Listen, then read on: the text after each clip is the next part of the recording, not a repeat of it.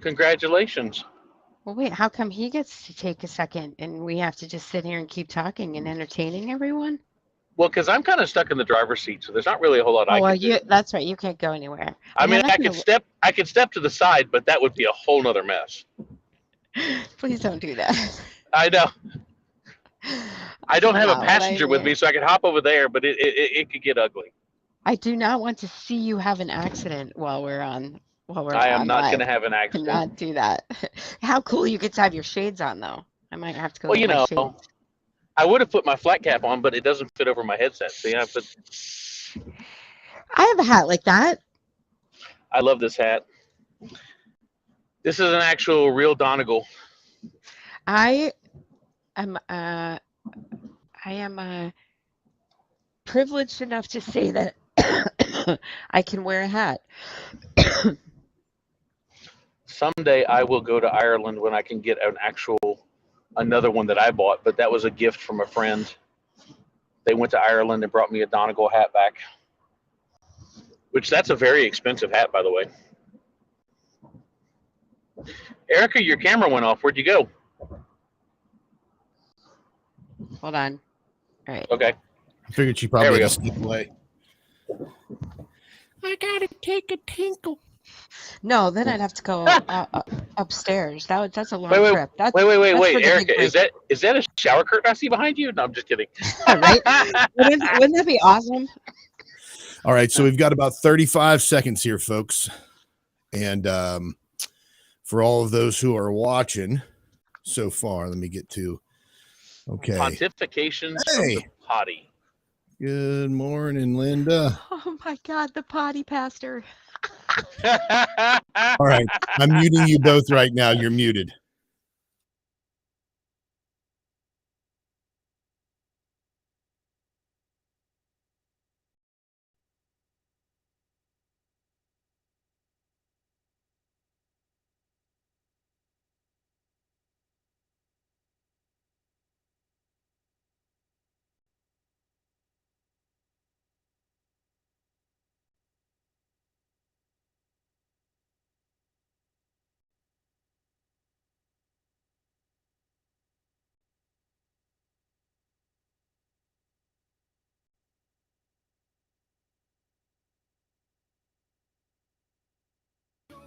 Welcome to the breakdown, everybody. This is Aaron Barker broadcasting from an undisclosed location deep behind enemy lines, asking the questions that get you kicked out of Bible study and sent to therapy. Thank you all so very much for the opportunity to be in your vehicle, office, residence, warehouse, farmhouse, henhouse, outhouse, or doghouse, wherever it is you may be listening to the breakdown today on this post-Thanksgiving Wobble Wobble show. I'm sure everybody is stuffed still from Thanksgiving dinner. Some of you may be practicing this weekend, you bunch of white supremacist, nationalist, Christian haters going to Thanksgiving, spreading all that horrible sickness, bringing on the next pandemic, the triple demic. Good morning, Erica. How are you? I'm great. How are you? Living the dream, Brian. Brian's on the road today, so if you're watching, you're going to see a bit of a different Brian scene. He's actually driving in his truck right now, Brian. Don't text and drive. I will never text and drive. I got both hands on the wheel, but I am actually my location is not only hidden, but it's mobile and changing by the second. Oh wow, Mobile and and changes. changing. I'm Don't mobile and be. changing. So did y'all have a good Thanksgiving celebrating the horrible supremacist holiday? Yeah, it was absolutely horrible. I can't even believe the food and the family and the fun. It's unreal. Can't even believe it. Absolutely. I have to agree with you, Eric. Absolutely Except tasty. I thought that was the good part. I mean, so I was being sarcastic. Yeah. I mean, I could tell that was the nothing funny part. there's nothing about it that anyone should be. If you can't sit down and have a meal with friends or family, regardless of the name that it's called, somebody gave you the day off. Go go see somebody. Go do something Yeah, nice. be I, be I always thankful see for the day off. Thanksgiving. Exactly.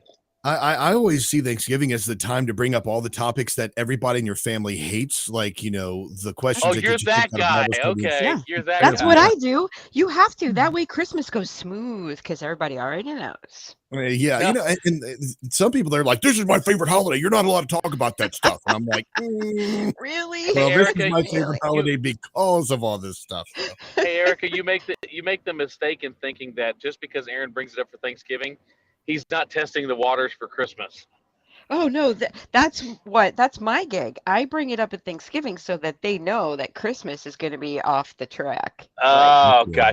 gotcha. here's what Christmas is going to look like, friends. You're like pre-gaming Christmas. Yeah. Pre Like, Yes. he's like, gaming this is Christmas. bad. It's like, you just walk in like, "Hey, everybody, I haven't seen you in years. The earth is flat. 9/11 was an inside job.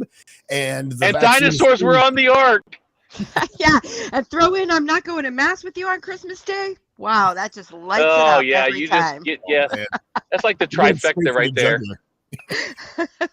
jugular.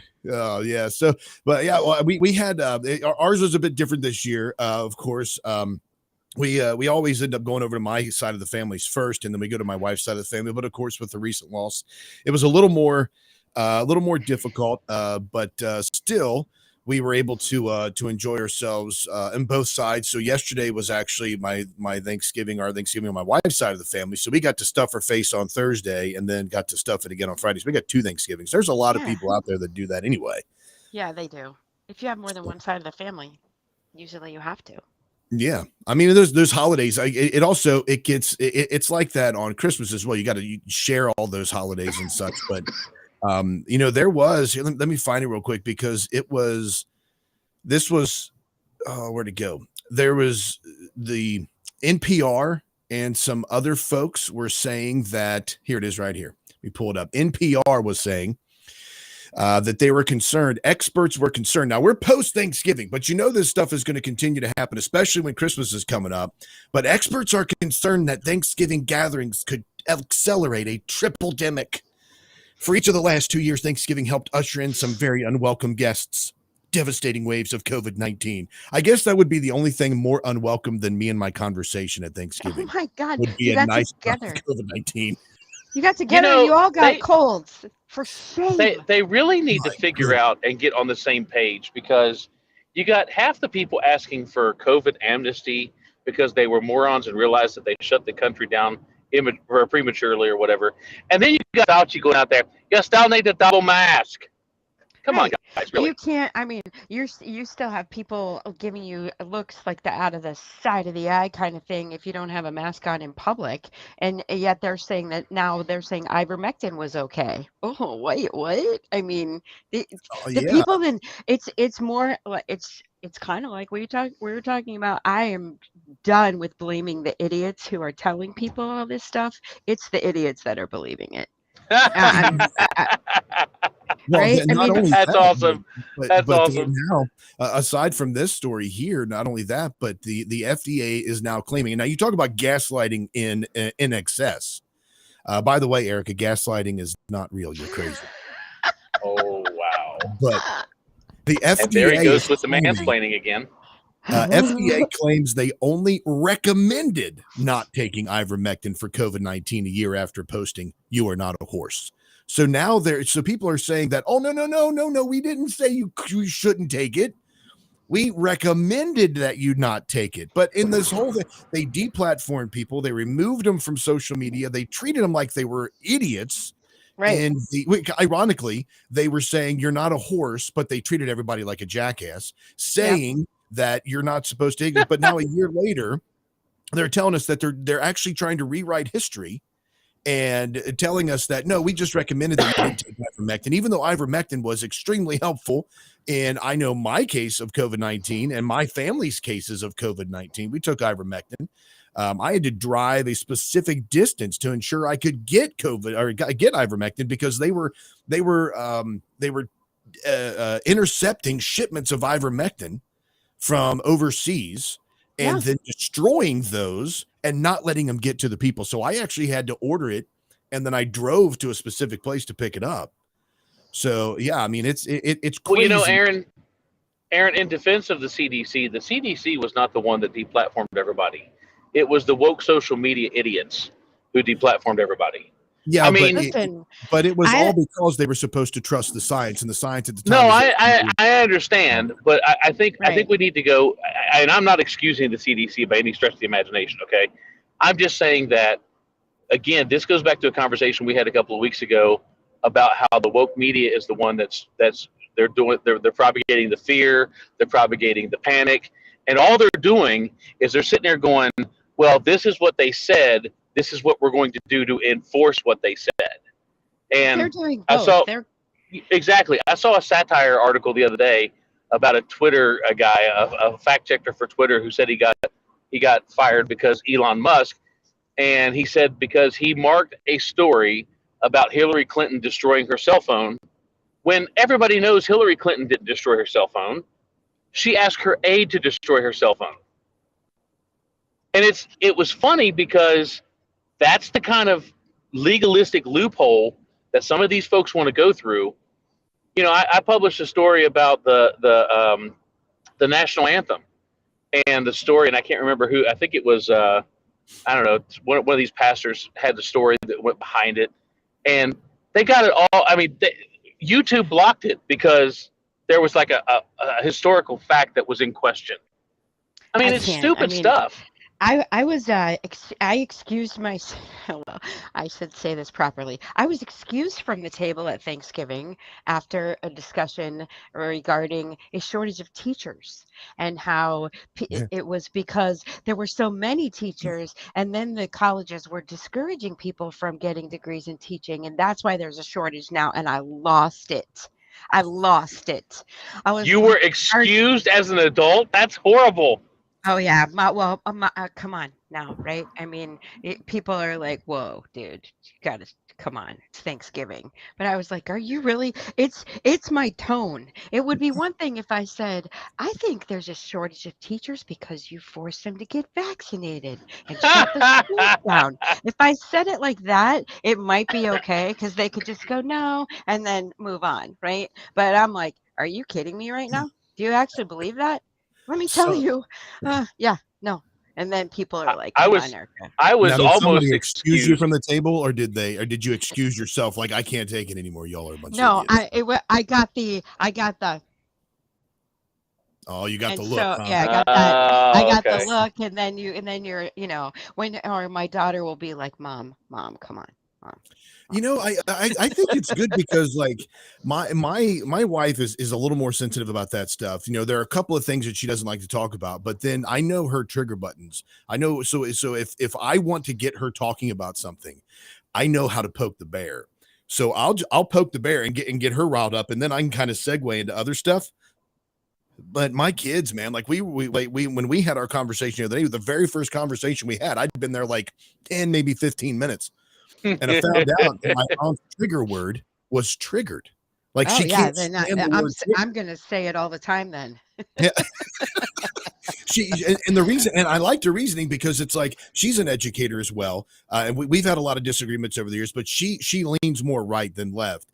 And we were having a conversation, and she was like, you know, the word triggered is an excuse for you to get mad and blame somebody else and try to shut them down rather than just saying, I'm pissed off, passive aggressiveness. Yeah, I'm pissed off. I'm offended. I mean, even the word offended, but it's just like, just own the fact that somebody said something that pissed you off and then get over it. Because I'm going to say a lot of things that piss you off all the time. Exactly. And honestly, when my daughter does that stuff to me, I won't chide her at the table. But later I did say, the fact that people don't talk about this stuff is how we got here in the first place. Amen. Right? I'm like, the fact that you used to, when I was growing up, there were things. Now I agree that you don't need to talk about money. Like, oh yeah, you don't need to talk about how much money you make or how much you spent on your car or things like that. You don't. That's just not showing no class. They're still right? socially acceptable topics. Yes, but you should be able to talk about religion. You should be able to talk about politics. You should be able to talk about like what's going on with the medical situation. You should be able to talk about that. And exactly. I think that not talking about it is how we got here. And everybody It's exactly how we got here. And everybody can talk about it if you want. If you head on over to breakdradio.com, click on the microphone in the bottom right-hand corner, you can leave a sound off, and we'll make it famous by playing it here on the breakdown. But go ahead, Brian. You were saying that. I was going to say, the art of conversation is almost dead today because people are so triggered and so easily offended that as soon as you say something they don't like, they can't have a genuine conversation with you. They can't have. Them. I'm not going to live like that. That's no, I agree with you 100%. No, but my point being is, and we were talking about this at Thanksgiving of all things, but we were talking about this at Thanksgiving, and I made the comment. I said the reason why you've got kids that have absolutely zero common sense today is because we do not teach them critical thinking skills. We indoctrinate them and we tell them what to think. We do not teach them how to think. Not anymore. So, exactly. You've got people graduating high school who doesn't know that it takes water to make coffee. For whatever reason, they've always thought it takes cream. And I'm like, that's something stupid, but they're 19 years old. Wait, pause You have people graduating from high school that think that chocolate milk comes from cows. Okay? Brown cows. From brown cows. From brown cows. Brown cows. Whoa. Chocolate milk doesn't come from brown cows. I knew it. My world is my complete plane of existence right now on this vast flat plane is falling apart right now. You guys, I have to say something in the chat on Facebook. Curtis said, I got banished to the kids' table. Oh, Curtis, even the kids are like, no, Anarcha, you're going to get us in trouble. You need to keep moving. you know it's bad when even the kids won't accept you at their table. Yeah. They're like, no. Don't bring the ire in our direction. The eye of Sauron needs to go that way. Like, you don't sit here. It's Auntie Erica. Mommy told me to stay away from her. They only Not call to listen me to her radical ideas. They only call me if they get in trouble and they need help. Can you help me and not tell my mom? Oh God, fine. There you go. You're the cool aunt then, right? Sharon commented on Facebook. I agree. The woke media is creating more fire for the fuel. And then Curtis there, of course, banished to the kids' table there. Let's see here. We have a comment here from, it's R093RR480. So it's like Roger Rabbit. It looks like. Okay, Roger Rabbit. Awesome. He says the same CDC that just relaxed the guidelines on opiates again, making them easier to doctors to prescribe again.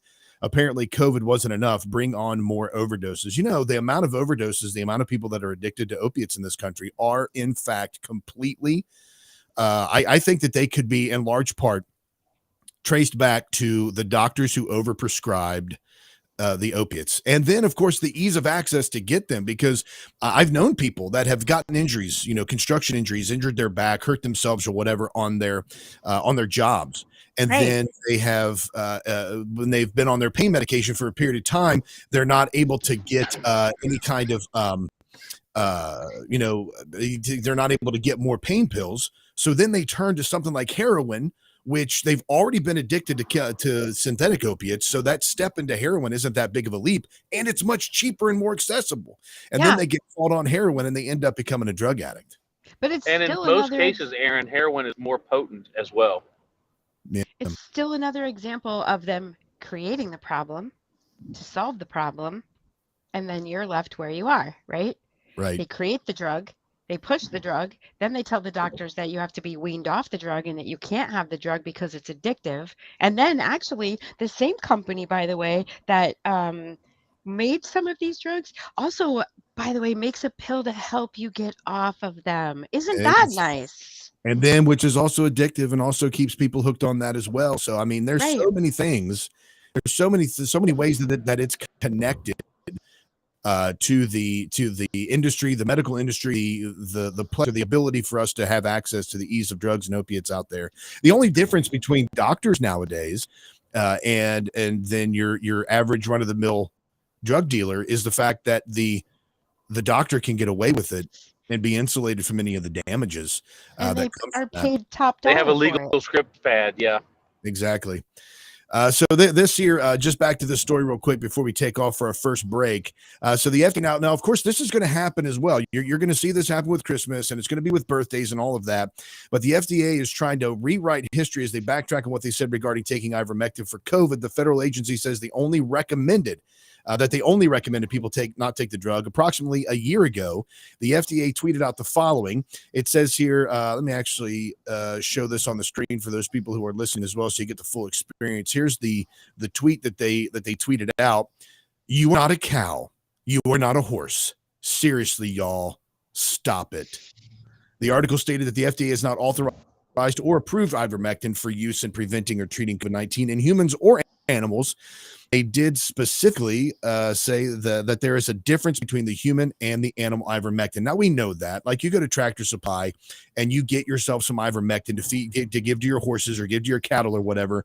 We know that you don't take that to that paste to use that for yourself.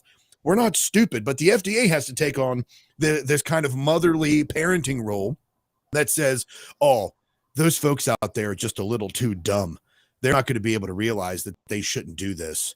I mean, it's insulting the way that the FDA constantly treats people and then continually acting like they're mothers of everybody. It's insulting to us. And then the rest of the people who just believe whatever they say is, I don't know how you get to a certain point in your life and you can't just look around you. Just look around you and notice what you're being told and what's right in front of your face are not the same thing. Exactly. I think it's insulting the way the government talks to everyone in general, not just the CDC, but the way that our leadership talks. I mean, I was going through some old video clips the other day, and I found the clip where Joe Biden was actually talking about how, come on, guys, we the people means the government. No, that's not even close to right. Don't be stupid. I mean, I know the point they're trying to make there is he's saying, who do you think makes up the government? The people. Well, yeah. So we, the people, I mean, I get, but that's, and again, you wouldn't be able to say that if you didn't have fools for subjects. Right. Exactly. Yeah. Well, and again, we're building a society where you can't talk about politics. You can't talk about religion. You can't talk about the things that shape your life. I mean, I had a conversation for the first time ever. I actually had a legit conversation on Thanksgiving where someone brought up the fact that sex and gender are two different things. And I'm like, okay, before we go into any guy right here, that was this guy right here that brought it up at my Thanksgiving. Well, no, this was somebody that was a friend of our family that showed up. And I asked him, I said, okay, so you're going to have to show me where sex and gender are different. Because up until about 10 minutes ago, through all of history, boy meant girl, boy meant boy, girl meant girl, girl meant female, boy meant male. You're going to have to show me where that's different. Sex and gender are different. Sex and gender are different. They are two different things. Sex is the biological makeup of a person. You have testes, you have a penis, you have a vagina, you have breath, all that stuff, and your chromosomes. All of that is your sex, that you're a male or a female. The gender, this idea about gender is the way you feel about your biological sex. So gender is a feeling, and your sex is your actual biology. So when somebody says, well, I feel like I'm a girl, that's their gender. If they feel like they want to express themselves as the opposite sex, that's their gender. So there is a difference. And that's why there's such a difficulty trying to explain this to people, because they've used sex and gender interchangeably, but they're not interchangeable. They are two different things: biology, biological sex, gender, feelings. And so when somebody says that, absolutely have that conversation with them. That was the conversation that kicked off my Thanksgiving, was me talking with people in my family. And we had a pretty good discussion about it, but it was that thing right there. We had that discussion. Nowadays, if you look at the way that the Bible defines a man or a woman, or the way that science, because of our knowledge of God, defines a man or a woman, then what society has to do, or people have to do, is they have to find a different way to express that. So they go focused on their feelings and their way that they interpret those feelings, the way they interpret that information. And that's where your gender comes from. So there you go, breakdradio.com. Click on the microphone in the bottom right-hand corner if you would like to sound off on that as well. And Brian, you're welcome to respond to that. But I mean, that is I'm sorry. In the beginning, God made male and female. It says so right there in your authorized King James. How do you differentiate that from sex? I'm not. I just said your biological sex is based on your biology, which is decided and determined by the sovereign God of the universe when he creates you and knits you together in the womb. Here, Brian, I'll help Gender, you. What he's leaving out is the part that your sex determines your gender. So those people who feel Okay, now like that makes they are sense. of they are a different gender are have gender dysphagia, but they your sex determines your gender. But I can see that if you want to say that they are two separate things, then fine, we can discuss them separately. But one determines the other, and you don't get to just change it. well, but again, the you look at it kind of like um it's the way that people interpret things. Okay, somebody says, I think homosexuality is a sin. Okay, they'll say that. The Okay? homosexual hears that and says, he thinks all gay people should die. No. No, I don't. What I said was, I think it's a sin. What you interpreted me saying is that all should die. So it's the same thing. It's like I have the biological makeup of a man. My chromosomes, my DNA, I have a penis, I have testicles, I am a man, okay? That is who I am. That doesn't change because I feel like I'm something else. Gender is based on feeling and interpretation. It's not based on fact. Well, and here's is the point I would make about the other thing you just said is, they automatically assume that if I don't agree with that somehow means hatred. That's not a thing. If you smoke and I don't want you to smoke, I can say, hey, you shouldn't be smoking, but I still love you. If you drink and if I think you drink too much, I can tell you not to do that, but I still love you. If I think that who you're having sex with is wrong, I can say that, and it doesn't mean that I want something bad to happen to you. Yeah, Why but is in it the Exactly. any church, we just different? tell you you're going to go to hell. No, they don't. Well, don't bash all churches, Brian. Just because I proved you wrong It on the was a other point, joke. don't get all pissy and bash that. No. It was I was being sarcastic, but You you're got to right. work on your It's tone, mister. yeah. Apparently, I do. Right. But Yeah, hold that tone it's until we get back from break, Brian. You're always up against it like you are all the time. All right, folks, you're listening to The Breakdown with Brian and Eric right here on Mojo 50. Go to breakdradio.com. Click on the microphone in the bottom right-hand corner. Leave your sound off. We'll play you and make you famous. You can also find us on Facebook, YouTube, and our new affiliate, which we'll discuss right after this when we get back from the break.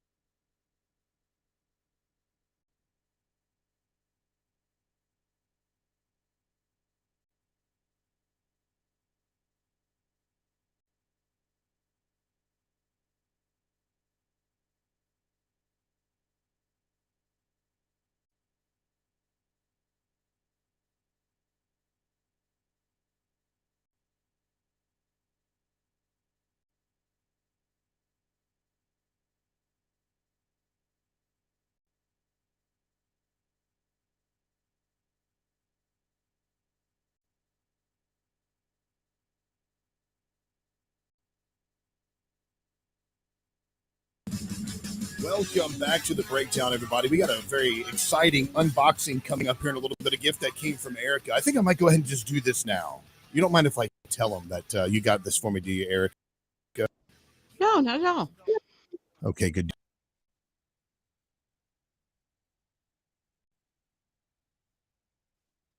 No, 50 called Romika Designs. It's out of Texas. They do some awesome laser engraving work. Some absolute fantastic stuff. Erica did was she was so kind to purchase for us an excellent gift that was we received yesterday, and I want to put this on the air for you. So just a great little plug here for Romika Designs. Go to romikadesigns.com. But here we go. I'm gonna tear this. Oh, you can hear all that package there. Opening the box, very well packaged. Beautiful card, Romika Designs. Laser engraving. Look at that. Awesome card. Ron and Misty Phillips. They're the owners and makers here. Get rid of all this stuff. Throw that out there. Throw that back there. He's like the Swedish chef of opening packages. Oh, man. If you can see this is so awesome. This is a tumbler that is laser engraved with the new logo. Oh, wow. Look at that. It says the breakdown, Aaron, Brian, and Erica. That is awesome. That means you're official, Erica, for a little while. You're temporarily official. Yeah, and Brian, don't think that I can't scratch you off this cup. But man, this is awesome. I'm actually going to do this. I'm going to pour that's water I'm pouring. If you hear that, I'm going to pour my water into this right here and use this as my water glass today. Man, this is such awesome and high quality. You can go to romikadesigns.com and request the breakdown special and see if Ron will hook you up with this fantastic cup. They do great work. I've ordered a lot of stuff from them. It's so cool. Gosh, it is so cool. They do some amazing work. I've had them do some laser engraving for me, and it looks awesome. Oh man, that's great.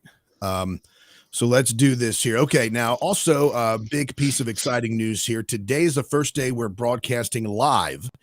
The show has been uploaded in post to the Next Gen USA. That's the Next NEXGENUSA.com.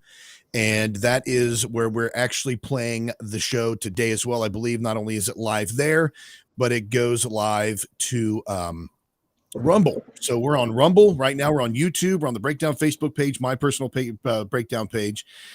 We've also got on Mojo and where else? Next Gen USA, and then someplace else. So there are multiple places where you can watch the show and listen to that. We've got quite a bit of chatters in the room today as well, so we appreciate that very much. And of course, you can sound off on the show today. If you go to breakdradio.com, click on the microphone in the bottom right-hand corner, which somebody has already done.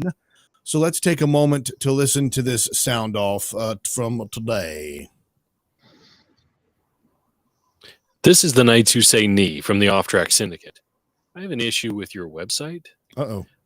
I'm reading this section in here talking about how Miss Erica is a talented storyteller. Oh, yeah. She brings a high level of intelligence, wit, and, okay, I'll give you this. She's got plenty of sarcasm. I can't find the button on here to flag this site as misinformation. If you could get back to me, that'd be great. Thanks. Misinformation. Wow. Hey, from now on, Erica, you're misinformation. That's your new moniker. You're misinformation. Change it to I am misinformation. Oh man, that's so you could do the same if you want to go and offend and bash our hosts. I guess you can go on over there, breakdradio.com, and click on the mic in the bottom right-hand corner. That will allow you to be a part of that. Of course, you have all kinds of folks that you can join over there. We got Timmy the pilot, Sharon is hanging out with us over there, Roger is there, Curtis, another Roger, and various other people. Linda was there this morning also. So you are welcome to join us on that and continue. Now, we were talking about, let's see here. Let me get this up. We were talking about, the next generation and the coming out of high school, coming out, not knowing a lot of things, not knowing just the basic general information that people have that you're supposed to know, algebra, the reading, writing, arithmetic. Instead, we focus so much on various thought processes, how to treat other people, that kind of thing. We've done the things in school that church is supposed to be doing. And here is just one of those examples of an ungrateful person. This woman I say this woman because that's what the tweet says. This woman went viral on TikTok because of her eulogy that she gave at her father's funeral. Now, at a funeral, of course, this is a time where people are eulogizing and talking about the kindness of the person, if there is some. And here is, I guess you could say this is more of a non-traditional type of eulogy that was given. Now, remember, this was given by the daughter of the deceased. So here we go. Let's take a quick listen to this.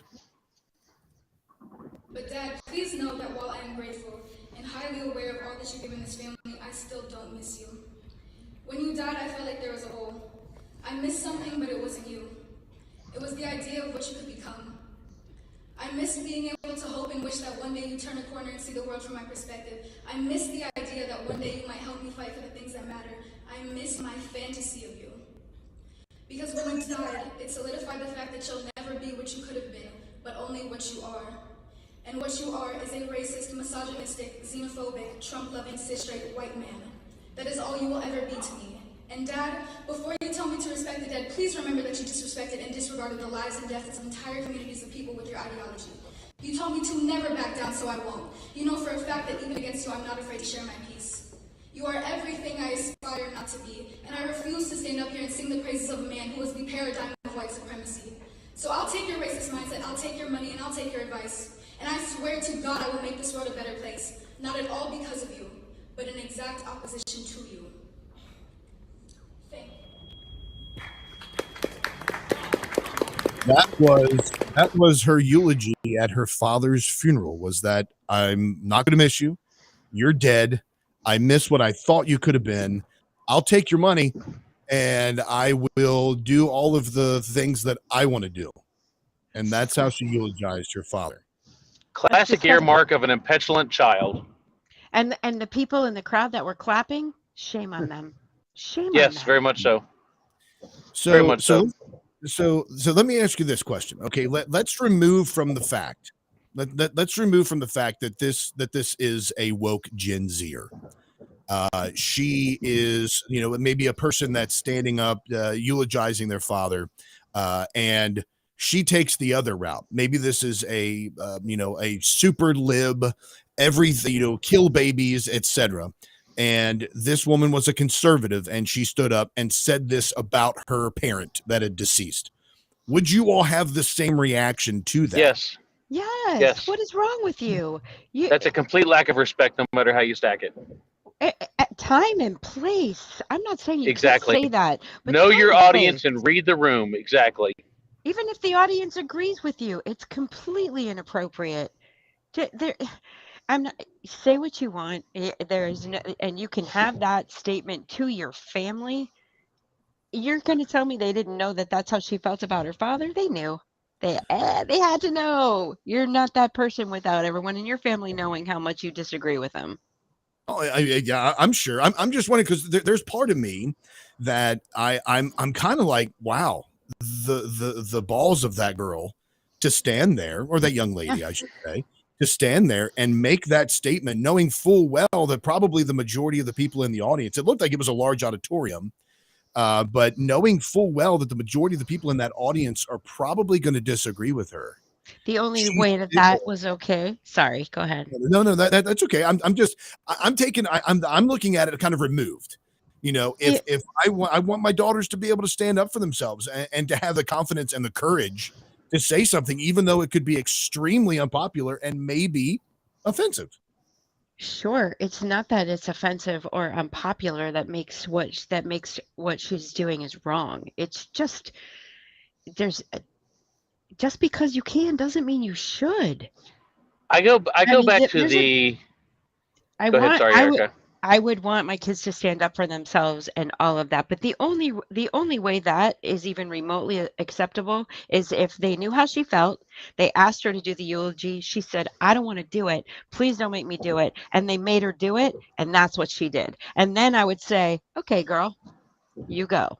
They put you in a position you didn't want to be in, and you said your piece. Respect. That's what she would get from me at that point. But unless that's the background, come on. That was about her. That eulogy was not about that man. It was not about his life. It was about her. And that is wrong. Again, it's the sign of an impetulant child who thinks they know better than everybody else in the room. And I think that there's morals. There's like all these like parable video companies that go out and they put out these moral stories about prejudging people and things like that. And I always love the ones where this person comes into an organization and they correct the boss in front of the team, and they're right, and they're totally right. And in the end, the moral of the story is you didn't make the boss look like a jerk. You made You yourself made look like a yourself look jerk. like a jerk, right? And even J May in the chat, J May says she should have told him all that before he died. Yes, yes. Well, you think about it. I mean, like you all are saying, if this is the way the young lady felt, probably people in her family knew it, and probably her dad knew it as well. And how disrespectful to him to put the person who would disagree with everything he believed in up to have some sort of comment on him in the end. Fail. So, well, And the ultimate failure would be when they read the will and he cut her out of everything. No, that would be a victory. Epic. That would be hilarious. I'm trying again. I'm not going to say that there is a time and there is a place. You want to make sure that when you do this, obviously, you want to be respectful of the circumstances and situations.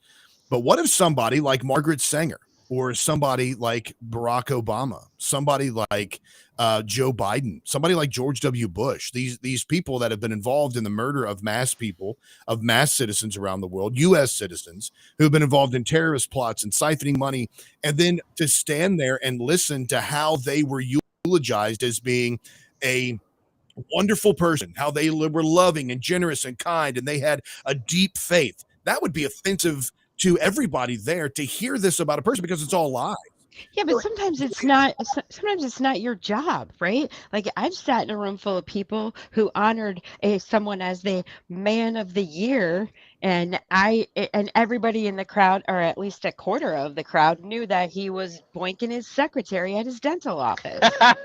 We all knew that, but like I'm not going to stand up in the middle of that Oh my ceremony gosh. and say, how can we possibly say this guy is man of the year? I mean, it's a joke, and he made himself look even worse by accepting the award in the first place.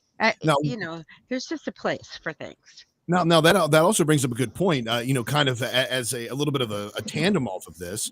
If you go to a wedding and you are in the congregation and there is somebody that is about to get married, and that woman, is having an affair and she's continuing the affair, she doesn't want to stop, and the minister says, if there's anybody here that has any objections to this marriage, speak now or forever hold your peace. That's the time and place for somebody to stand up, right? Like if you say, hold on just a second, that chick's a whore. She was out there the best man. You would have to object. Like, yeah. Are the well, first of all, if I knew that somebody in the marriage relationship or the soon to be marriage relationship kind of thing, congregation for the wedding. Well, but don't you have a responsibility to say something about that? Because now what we're doing, if I'm there, yes, but I don't think it's my job to put myself in a situation where I have to correct all of society's, ails.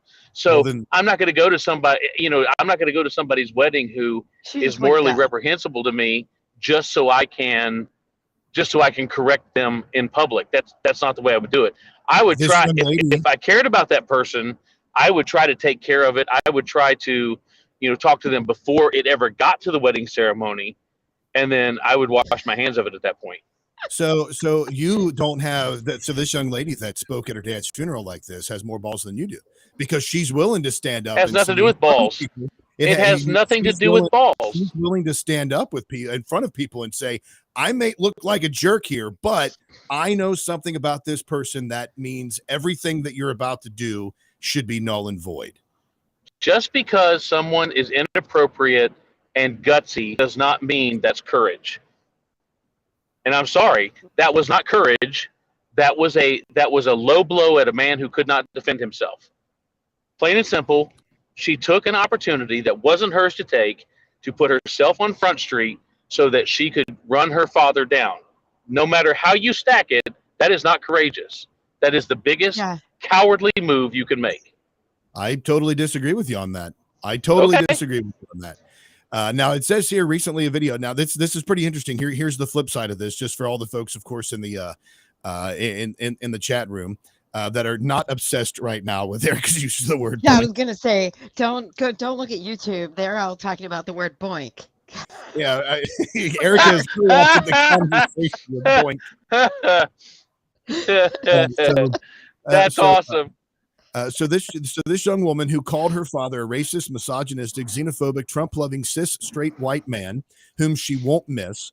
It has now been discovered that Samantha, who was a 19-year-old black supremacist who grew up wealthy and privileged beyond measure, thanks to her hated father, billionaire and loans magnate Donald Foss. Foss, who died at age 78 on August 14th from complications from an aggressive form of cancer, was the founder and ex-CEO of the subprime auto loans company Credit Acceptance. Subprime auto loans. Subprime auto loans. So, she profited big time from the loss of millions of people. Yeah. Yep. He was the founder. He was named on the 2022 Forbes billionaires list, and his wealth was estimated at $2 billion at the time of his death. Thanks to his wealth, Samantha grew up in a $7.3 million mansion in Michigan, wanting for nothing, a source close to the family told the Daily Mail. Now, how is this? Now, okay, she was so oppressed. She was so oppressed. I don't know. But how is this somehow supposed to make this guy a great guy? How is it now? Oh, well, she grew up in a $7.3 million home. She should just be happy because she was privileged. She should just be fine. So because her dad was rich and she grew up in this privileged household, now she's supposed to overlook any of the oppression she sees in the world, any problems that she sees out there because she grew up rich. Come on now. I mean, she still has a voice, right? Nope. No, I'm kidding. Yeah, she still has a voice, but it's not because of any of those things, right? And what's worse is truly, I mean, honestly, if you had to get up there and you had to say something and you didn't like the man and that's how you felt, do you not have enough self-respect to say he's gone? Yeah. Well, I don't know. There's not Thanks, much. Dad, for the $2 billion that you left me, but I didn't agree with your politics. You don't even have to be ugly. Yeah, you could say, my father's gone. I can't say that I'm super upset about it, but I understand that there are people that cared about him, and to say that he wasn't my favorite person is an understatement, but I'm here to say that he's gone, and just why? That was a complete political statement about a person who cannot, according to you, hurt you or anyone else any longer. I guarantee that if this were Hillary Clinton's daughter that stood up and said, my mother was a warmongering, hate-filled, lesbian, baby-killing female, and I am not going to miss the fact that she's not here anymore. I would love it. He would love that. Wrong, but it's still wrong. It's still wrong. Like, just be that's me. I'm the one who has a problem when I think that that's okay, right? If I were to say, wow, go Chelsea. No, it's still wrong. That's my imperfection that I would. And I want to say something. I want to say something else, Aaron. You said about her having a voice. Okay, as a person who is a staunch defender of the First Amendment, she can say whatever she wants to say, and I will fight to the death their right for anybody to say whatever they want to say, whether I disagree with it or not. Here's the problem. I still think that what she said was completely out of line. I still think that it was completely disrespectful. I still think that it made her look like a jerk. It did not do anything to further her cause, and it didn't do anything to honor the man who put her in a platform where she could do this. So, Okay. you know, I mean, I may not like a lot of the traditions that I was brought up with, but to say that they did not put me where I am today would be completely wrong. Well, we don't know the backstory of this. I know your parents. Your parents were awesome. They I were mean, awesome. Yeah, well, I mean, you're like, right. The guy. can you imagine what would happen if you would have stood up at your funeral? My dad sitting in there, his best friend, and you started bashing your dad. My dad would have drug you out of that place and beat the crap out of you. He would have probably beat me right there at the casket. I mean, but no, that's my point though. Is again, this person stood up at their dad's funeral. Number one. Oh, now you're being woke. She's a female, Brian. Don't call her a person. Don't give in to the woke pronouns. This chick, this female, this lady who does not have a penis. How about that? This lady. So, hey, we got to put that on the dating point profile. being is, looking for a lady without. Yeah, I'm looking for a lady without a. No, I'm just kidding. No, but she stood up at her dad's funeral. Again, the platform, read the room. She made herself look very tasteless and tacky because she took a jab in a place where she had no business taking a jab. She took a jab at a man who could not defend himself. And obviously he was successful. So he can't be an idiot. I mean, again, love him or hate him. But also he can't, that doesn't automatically make him a great guy. I mean, I didn't say it made him a great guy. I'm not arguing the man's moral character. My point being is, okay, exactly. Literally, she could have said, "I'm not going to do it." She's obviously an adult. Yes. She could have said, "I will not do it. I hated this man, and I'm going to take his money, and I'm going to do the exact opposite." And she could have taken out a full-page ad. She has money in the New York freaking Times and said all of that. She could have built a website called IHateMyDad.com and spent the rest of her life bashing the man's name. That part or that funeral was not the place to do it. Timmy the pilot says, but he was successful by screwing over people in the subprime world. Kinsey says in the chat, that lady may have several penises. They are just not attached. And let's go back to what the pilot said here just a second ago. I have been in situations where that comment there. I have been in situations where I have, due to my own stupidity, had to take advantage of subprime lending and certain. And I'm going to tell you right now, those companies, although they do take advantage of your situation, I am the one who signed the paperwork on that. Okay, so I don't blame anybody. If they were willing to give me money, guess what? And I needed it. I was the idiot who signed up for it. So, by the way, Timmy well knows that too, Brian. Don't let him fool you. He well knows that he would have taken advantage of that as well. If necessary. I mean, there's been I remember a time in my life when I've had to use those check cashing companies, and everybody's like, "Well, they're horrible people. They're horrible people." Guess what? I can walk in there and get $500 when I can't do it at my bank. Yeah. All right. BreakDRadio.com. Click on the microphone in the bottom right-hand corner. Do you agree with Erica and Brian, or do you agree with me? You can sound off over on YouTube and Facebook as well.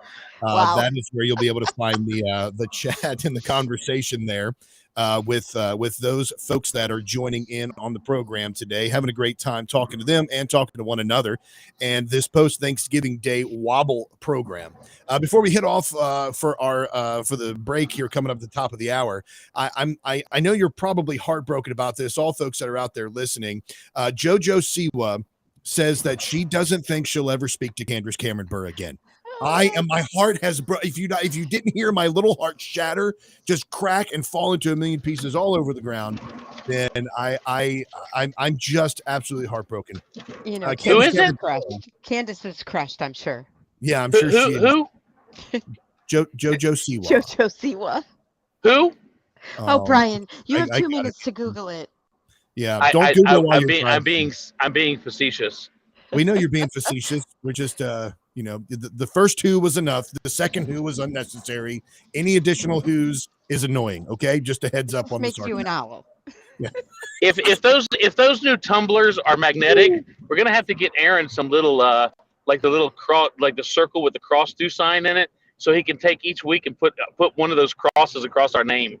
They are not magnetic, and I almost put names on them on each side, right? But I couldn't figure out what name to give myself. So, Misinformation. So Jojo Siwa says here, Candace Cameron Bure, we all know her from Full House. We also know her as the younger sibling of Mr. Kirk Cameron, who that dude does not age. And but it says here that JoJo, At all. so Cameron Bure used to do a lot of movies for Hallmark, but now she's moving over to the Great American Family Network. And she says that the reason that she's doing that is because it's focusing on traditional marriage more than Hallmark was. right. And JoJo Siwa said she doesn't think she'll ever speak to Candace Cameron Bure again after the Full House of Stars comments about traditional marriage. She says here, we have not talked, and I don't think we ever will again. She told Disney Plus's Elton John Live fell where, oh gosh. Candace Cameron told the Wall Street Journal that her new network, Great American Family, would focus on traditional marriage instead of portraying queer love stories. JoJo Siwa says that's effed up.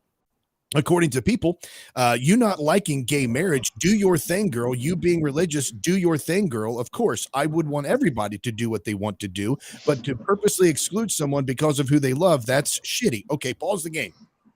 Who's If doing it's that? She says here, do your thing.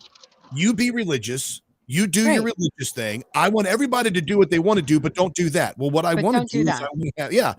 I mean, it's like she's Meatloaf here. I Right. want to have a network where I can tune in with my family and not have to worry about things that go against my values. That's what Right. I would do. That's me being me, boo. So what's the problem with that? Yeah. But I'm not that's trying to what stop JoJo you Siwa. from being you. Go be you on the Hallmark Trash channel, and I'm going to go over here and do something different. I mean, she it, said the Hallmark Trash Channel. That's awesome. God, I mean, Hallmark is like disgusting. It's like a Harlequin romance novel, 24/7. Horrible. Oh It's yeah, just ridiculous. For every That's awesome. single, yeah, Brian's all like, yeah, I know. I read this Harlequins all the time. Oh, they're so awesome. He That's kissed not her cool. like neck. Oh, I'm sorry, I wasn't supposed to tell that. Oops, little secrets heading Now out. I know. That's Now I know not what cool. book set to get Brian for Christmas. Do they still I'm write easy to those buy books? for. What can I I say, have guys? no idea. I have no idea. But like, if I can get a romantic novel book cover made with Brian on it, I'm now going to do that. Like his head and the Yeah. beard, but on like Fabio's body. Yes. Give me the The long flowing rapture. yellow hair. Give me the blonde hair. The long, yeah. But then do a chick that looks that's actually like the trans woman that Yeah. Yeah. I'm gonna take the champion swimmer. yeah. Oh my gosh. Oh, or the oh man, I can't remember. It's slipping Brokeback my mind Pastor. right now. Broke- I'm Wow. sorry. That was uncalled for. I'm sorry, Brian. Wow. Oh, man. Erica, Well- I started to say that I love you and thank you very much for the thoughtfulness, and then I realized you were being sarcastic. Well, there, it's just Brian with those flowing locks of hair embracing Rachel Levine. Oh gosh. We can just make the beard longer so it just flows, right? Yeah. Yeah. Great. Yeah. All right, folks, we're coming up on a break right now, so stay with us. This is a hard break, but we'll be back in just a couple of minutes. So don't go anywhere. Head on over to breaktbradio.com. Click on the mic in the bottom right-hand corner. Leave your sound off. We'll play it on the other side of the break. Keep it locked in right here on The Breakdown.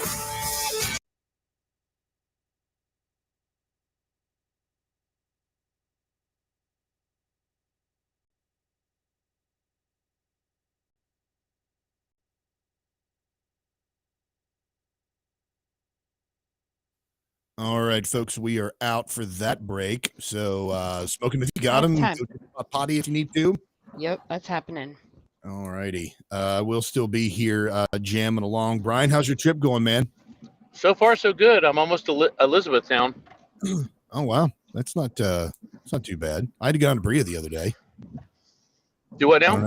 I had to go to Berea the other day and ended up Okay. stopping down at Bucky's down there in Richmond.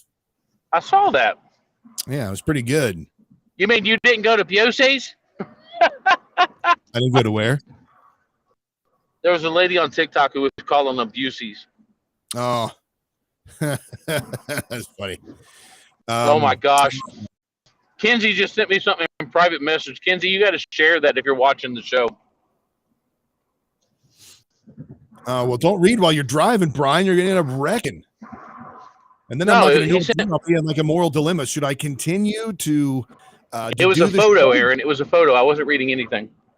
Should I continue to do the show if you're in a wreck, or should I stop doing the show? And then you should continue to do the show. You have my permission to continue and show all the fiery flames until the phone dies. Gotcha. And then I will leave you in my will. I promise. Yeah, I want all your RE20s and all your technical stuff. Let's see. Timmy the pilot's asking. Brian is on a Hollywood soundstage. Looks like he's really driving.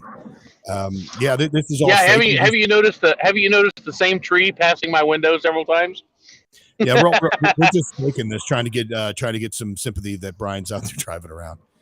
Let's see. We can pop the chat up there.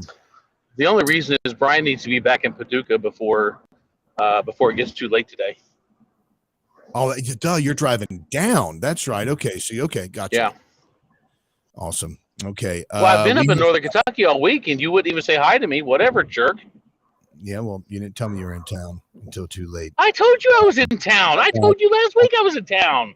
Entertain the people. I got to use the restroom. I'll be right back. Yes, this is an awesome Hollywood soundstage and an awesome truck. I'm telling you what, this is fantastic.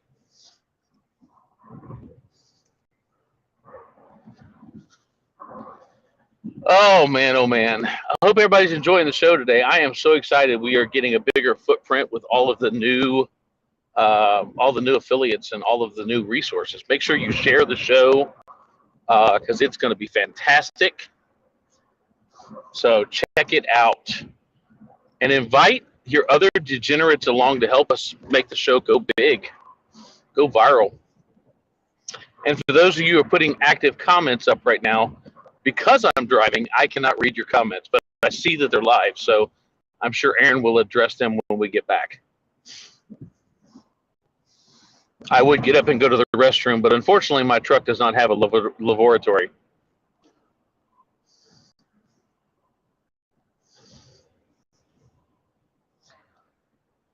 Aaron, did you hear me? I said, Aaron, did you hear me? Give me a second. Yes, I did hear you. Oh, I just got. Sorry. You should have gotten yourself one of those little catheters that you can carry, like this little. No, I'm good. Carry along with you. I mean, good. I don't have to go to the bathroom. Installed, but. Well, no, it's funny though. I mean, you all go to the bathroom, and I'm like, I would step out to the bathroom, but my truck does not have a laboratory. Yeah. I guess I could climb over in the passenger seat, but that might make it a little difficult for the autopilot to kick in. Okay, I'm muting you. We got 15 seconds.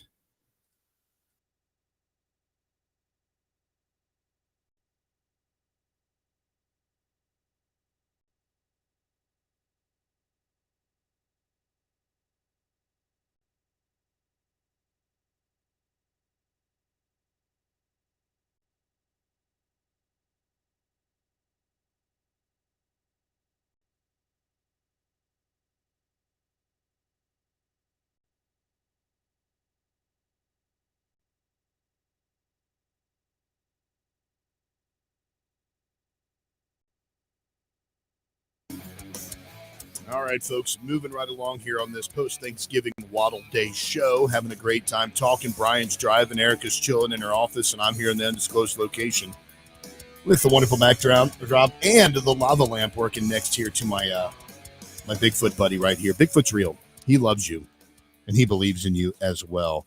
There's a scourge. I say a scourge. I don't know. People get really upset about stupid things. Like we always hear that about, this is the outrage society, the outrage culture, all of that stuff. Here's one story that I think honestly is so stupid that it actually was being written about and that people get mad about this. Do you all own any rock t-shirts? Like Rolling Stones or I can't hear you, Erica. You're muted. I don't think I do. You don't think you do, huh? I don't think so, no. So my daughter owns rock t-shirts. Sorry. Second. That was right in our ear, Brian. I tried to hit it. I missed. I'm sorry. Keep going. Not a problem. So it says here in this story, written by Rebecca Picciotto, Rebecca, like many 17-year-old high school students today, Like many high school students today, Sarah Jenkins doesn't listen to the Rolling Stones. Her closet tells a different story. In 7th grade, Miss Jenkins decided to buy the shirt that everyone was wearing. She said a crop top with the Rolling Stones signature logo of red lips with a tongue sticking out. The next morning, she came downstairs sporting her new T-shirt. For Miss Jenkins in Highlands Ranch, Colorado, the shirt was just just a hot new style trend. For her father, 50-year-old Scott Jenkins, it was a flashback to junior high. Hey, that was my music back when I was your age, he told his daughter. Do you even know the music? In jest, he asked her to name a couple of Rolling Stones songs. Obviously, I couldn't tell him any, as I've never listened to the band before, said Miss Jenkins. She still wears the shirt regularly, along with a more recently acquired Metallica t-shirt, which is even more of my generation, said her father. But she can't name a song from Metallica either. What is now a running joke in the Jenkins family has become a broader trend in the cyclical world of fashion, with boys and girls of younger generations wearing old rock band t-shirts despite having never listened to the music. Now, it says that a 28-year-old teacher, Jacob Gillick, who described himself as a teenage metalhead growing up, said that during the last school year, he would see 5 to 6 middle school students a day wearing a t-shirt of a rock band he recognized from his adolescence. It's a huge letdown when you realize they don't actually listen to it, he said. So here we are, this teacher getting upset at his students because they're not listening to the music of the t-shirts that they sport. I mean, is this really legitimately a problem? Is this really legitimately a concern that we have right now, that we're worried that kids don't know the music of the t-shirts that they're wearing? I don't think I care. I mean, like, well, I think the answer is yes. It is a problem. They don't know the music. No, it's not a problem. They're appropriating the culture. So I would agree that it is a problem because they need to know the classical rock. They need to know the classic music. And why would you wear a t-shirt of a band you don't know anything about? But again, is the fact that they're wearing the t-shirt the problem, or the fact that they don't know the music the problem? I don't care. I mean, honestly, the reason, I mean, you've got people who are wearing the shirt, Metallica shirt, like, there's awesome shirts, as a matter of fact, especially when Pusshead was doing a lot of their stuff from the 80s. But they have awesome shirts, and somebody's wearing it. They wear ACD shirts, Rolling Stones, Beatles shirts. My daughter has Pink Floyd. Now, my daughter, if you ask her to name Pink Floyd songs, she could list off albums for you and the songs on the albums as well. She loves Pink Floyd. And she That's also has because you're doing your job, Aaron. Yeah, but I mean, like, but honestly, I mean, if we're going to find things to be outraged up, things to be upset about, I don't know if this is that big of a problem. I would agree. But anyway, it goes on here. It says it says major fashion retailers like PacSun and Urban Outfitters offer products like Nirvana tees and the Who pullovers. In a recent in a survey last year by online retail company Rush Order Tees, the top 9 music T-shirts owned by respondents were all artists from the 1990s or earlier, with AC/DC taking the top spot. Ariana Grande came in at 10. So I'm curious to this because I'm wondering, first off, that why AC/DC would be so popular on this. I mean, not that their music isn't great. I'm just wondering why they would be at the top 10 of this because of their shirts and such. I guess their shirts have a lot better designs on them than other shirts have. I think I say they have a more iconic look to them. Yeah. I mean, Metallica's got that iconic logo as well. I mean, like all these bands, the Who, Nirvana, Pink Floyd, Metallica, AC/DC, all these groups, like, there's not a band on here that isn't iconic in its own generation. Think about this, Aaron, and I'm just now thinking about this. Think about modern day artists. Can you name any of them that have an awesome T-shirt worthy logo? To be honest with you, I don't wear I wear the Breakdown T-shirt logo, but I don't know, honestly. No, I'm talking about artists. Think about modern day artists. You said Ariana Grande. What's her logo? Yeah. I remember the logo of the Bellamy Brothers. I remember the logo of Alabama. I remember the logo of AC/DC. I remember Metallica, Kiss. I mean, these things were their logo was their name for the long. Twisted Sister. I mean, take a look at their logo. Everybody remembers their logo. I mean, you start looking at those bands, and not only did they have a name, but they had an icon or a brand. I don't know any current, not that I can recall, any current modern day artist whose name is synonymous with an icon or a brand. I'm looking at Ariana Grande t-shirts here, and I just like girls and dudes and girls obviously are different. If I wore a t-shirt with a girl, with a guy dressed the same way that Ariana Grande is dressed in some of these things, I would be considered gay. But like if a girl walks around with one of these t-shirts, with Ariana Grande dressed like she is, all of a sudden she looks fine, like it's Right. acceptable. So I don't know. I mean, it's just weird to me that they could wear those types of t-shirts. I mean, but again, boys and girls obviously all different. I'm not gonna, this isn't a hill to die on. But it's just interesting to me.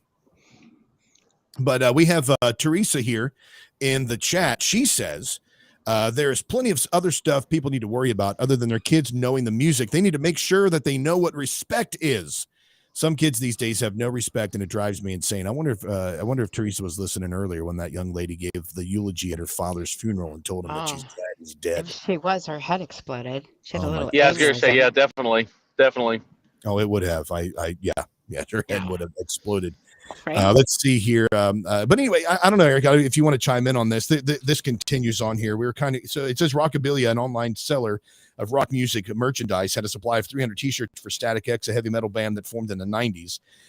Suddenly, all the shirts sold out in less than 24 hours after sitting around for years. Messages filled Rockabilia's inbox, and their phone calls, seemingly from younger teenagers, asking when they would restock the Static X shirts. And we were kind of curious, so we asked, "Are you a fan?"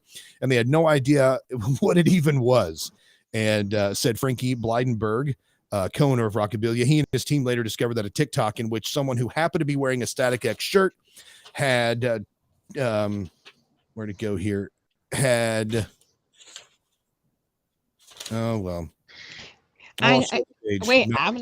tell you.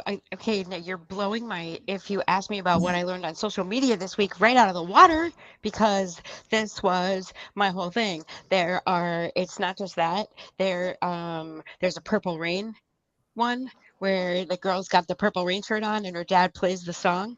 Do you know what song this is? Do you know who sings this? She's like, I've never heard that song before.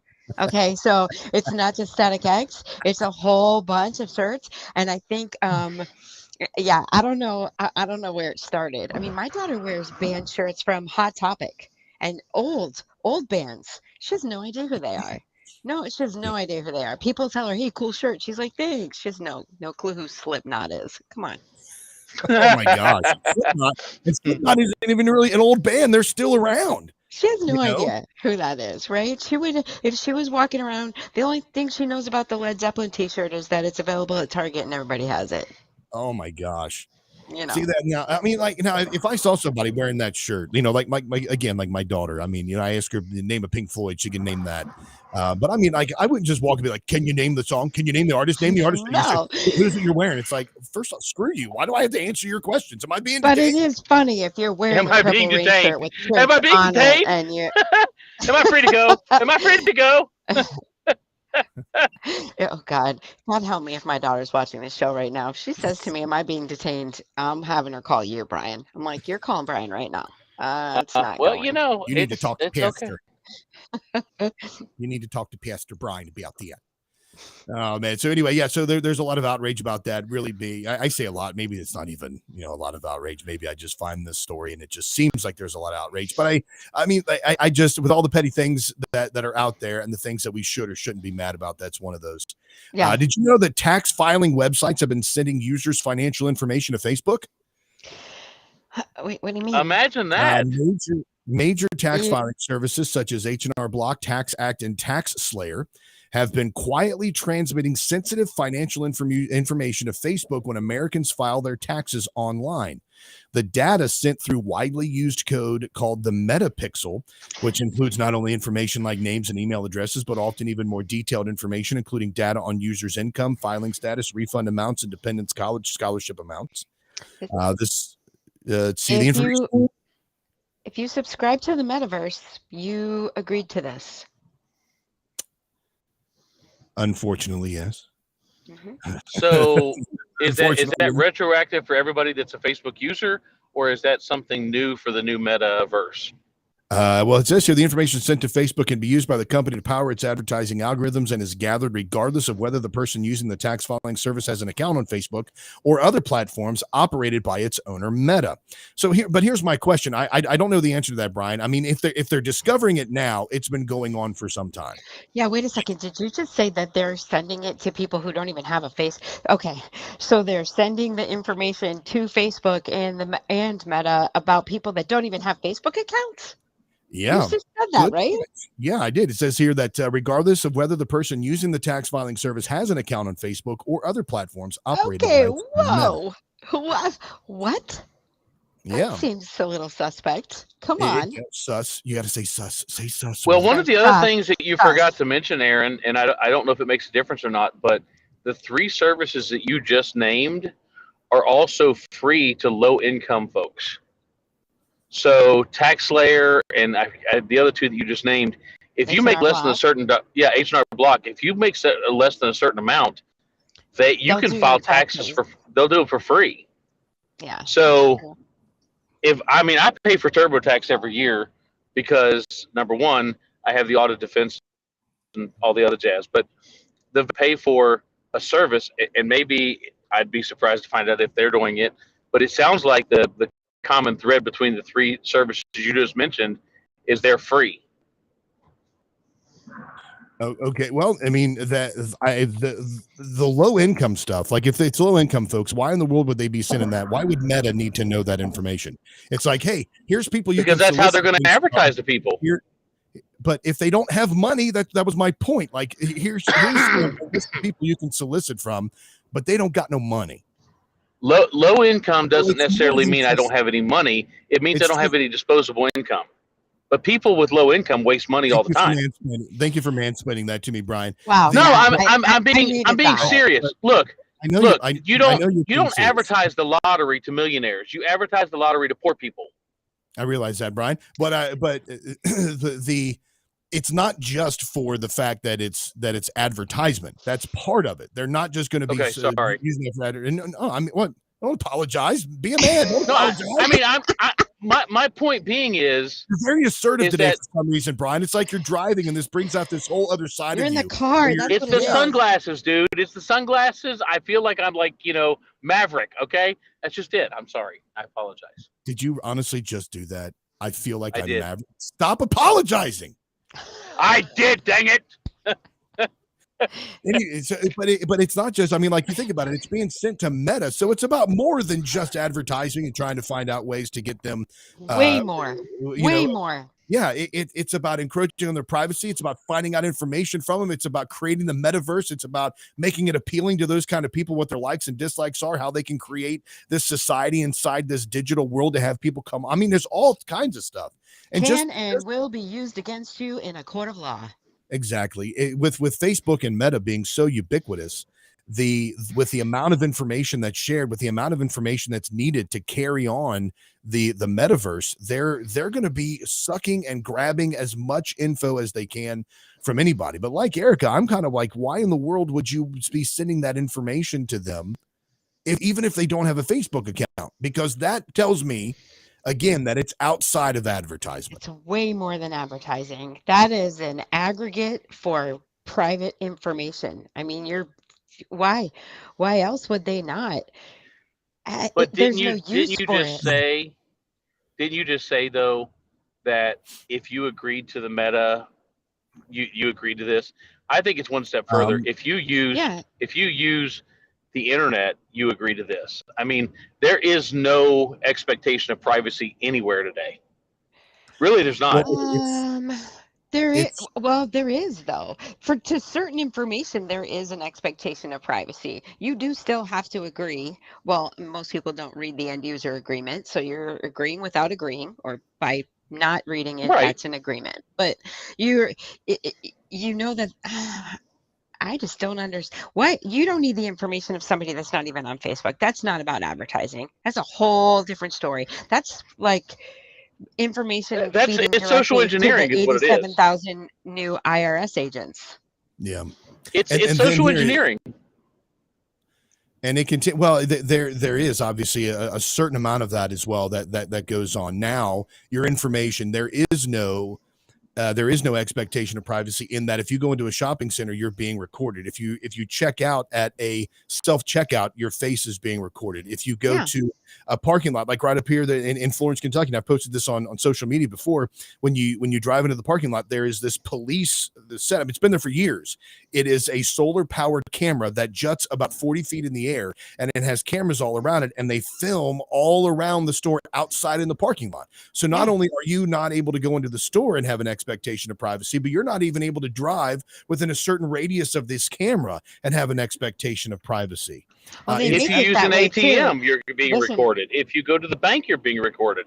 Fear is a powerful tool, right? Yeah. Yep. Yeah. I can market to residents at my apartment complexes the safety feature of the surveillance cameras on property being able to be accessed by the local police department. Except really, I don't tell the resident, I just got a 50% discount on a top dollar security system because I gave the cops access to it. So just You did FYI, now. you're always on camera. Well, I mean, you don't have to, it's not like a public announcement, but fear will move people in the direction if they think it's safe.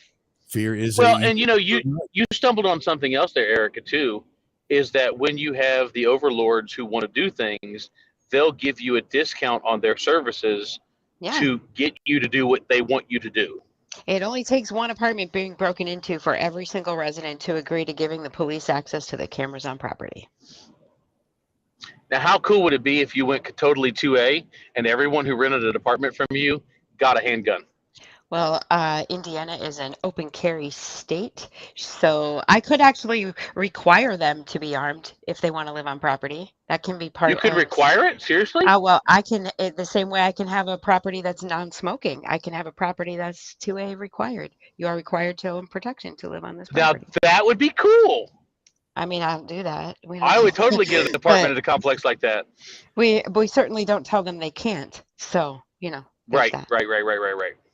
So the story continues. It says that TaxSlayer, another widely used filing service, sent personal information to Facebook as part of the social company's advanced matching system, which gathers information on web visitors in an attempt to link them to Facebook accounts. The information gathered through the pixel on TaxSlayer's site included phone numbers, the name of the user filling out the form, and the names of any dependents added to their return. As with Tax Act, specific demographic information about a user was obfuscated, but still usable for Facebook to link a user to an existing profile. There are companies that I can't remember the name of the company, but a few years ago, there was a company that got itself in trouble because they were going to Facebook and doing screen scrapes and gathering all of the pictures and information, and then the police giving that to the police officers to use that for the identification of suspects and to also build their own facial recognition software and facial recognition database. So this, I mean, your privacy is screwed, especially if you sign into Facebook, because honestly, Facebook, if you're using that for the reason that they want it, and that's to give them every drop of information that you have there. Timmy, the pilot, says in the chat, that we live in George Orwell's 1984. Just read the book, and that's exactly right. I agree with that. But then he goes on to say, 2A with training, please. I'm sorry, that end goes toward the other guy. Easy enough. Okay, hold on. I mean, you are talking about a situation where, we most of these buildings, whether brand new or not, are constructed for soundproof, but you can't, I understand his request for training. You don't want to necessarily live in an apartment building where people can just be firing bullets through the walls like that. You do want to require it. There are steps to like what kind of you would have to do that, right? What kind of rounds should you load in your weapon when you're in an apartment that has extremely thin walls, and all that training? I mean, yeah, like it takes more. And I know Brian was being facetious. If you were going to do something like this, if you were going to do something like that, it would be a very specific type of property, right? Like you have properties that have gigantic dog parks are geared towards dog people. Everybody on the property's got some kind of dog where that's their thing and, whatever. You would have to have a property that probably had as one of its amenities a gun range. That would be awesome. That would be cool. It would be a different type of community. That way, because otherwise you're just asking for a problem. But and in front of the clubhouse, you're flying the Gadsden flag, and and you have a 2A instructor that comes by every Saturday. now see, Oh, yes, this is the cool. instead Can of we put a cigar lounge in? instead of water yoga, we'll have a humidor and 2A instruction. I love it. I'm totally moving into that place wherever it's at. I mean, I would live there. Yeah, you'll also have the ability to have a spa, and it's actually the Ravi Zacharias spa is what you'll have. Oh, Let's see here. gross. Um, Well, I'm just saying, I mean, happy endings for all of those folks. Not for the intruders though. But let's see here. Now we've got Joe Biden celebrated Thanksgiving by promising to ban all semi-automatic firearms. Oh, yeah. jeez. What a great guy this dude is. Biden made his final remarks in the wake of a mass shooting at a gay nightclub by a man who identifies as a non-binary with they/them pronouns. U.S. President Joe Biden celebrated Thanksgiving on Thursday by announcing his plans to ban all semi-automatic firearms. The Second Amendment, which protects Americans' rights to bear arms, has once again come under fire following recent high-profile shootings. Biden made his remarks in the wake of the mass shooting at a gay nightclub by a man who identifies as a non-binary with they/them pronouns. I'm sick and tired of here. Hold on, let me do this in my what in my Joe gender Biden is he, Aaron? let me do this in my Joe Biden impersonation here. Okay. Oh God. Yeah. Okay, that didn't get the laugh I thought it was going to get. Maybe somebody else. He says here that I'm sick and tired of these shootings. We should have much stricter gun laws. Look, the idea we're not enforcing red flag laws, period, just based on knowledge, not on parents saying or loved ones saying you should arrest this person now for his own sake is ridiculous.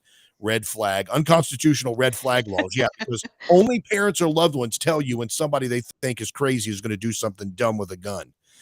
The idea we still allow semi-automatic weapons to be purchased is sick. Do you know that that's sick? To allow semi-automatic weapons to be purchased now in the United States, where the Constitution gives us the absolute freedom and right to possess weapons. Can you believe that it's still happening in this world? I'm shocked, deeply shocked.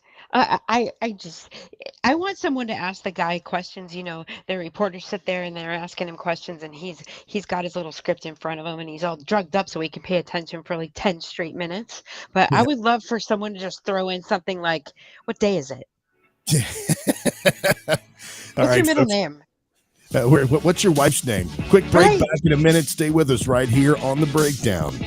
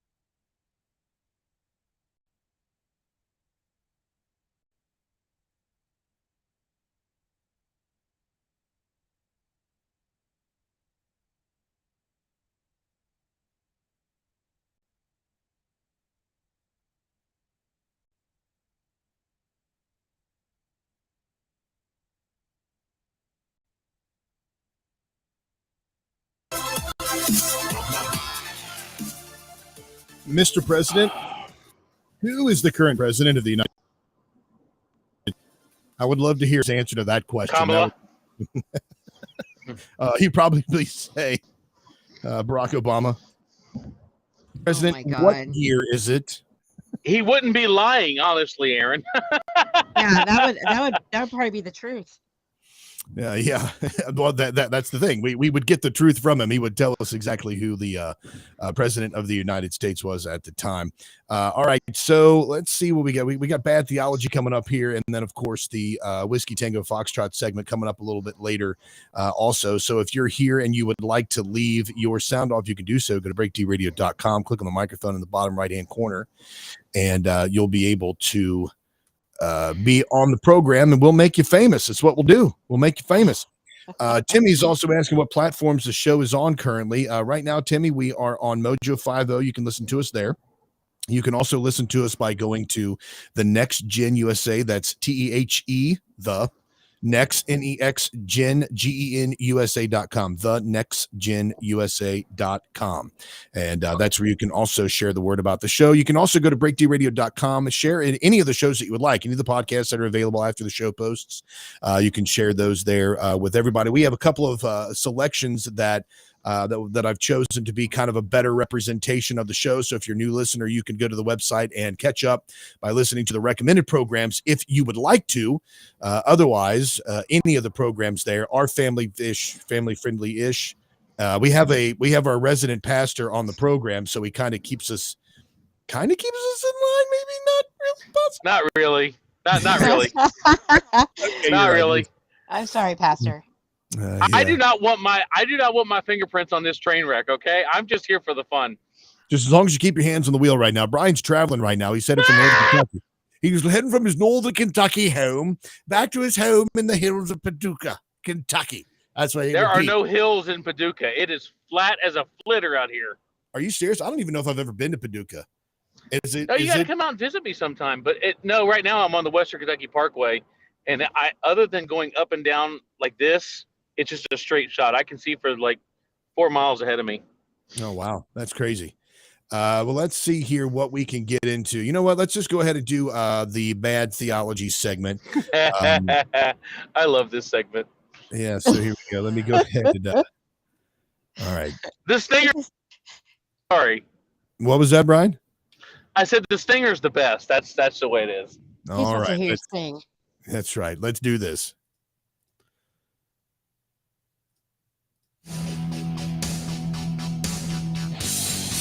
You're teaching some bad theology. Your bad theology's annoying me. Oh, you're teaching some bad theology.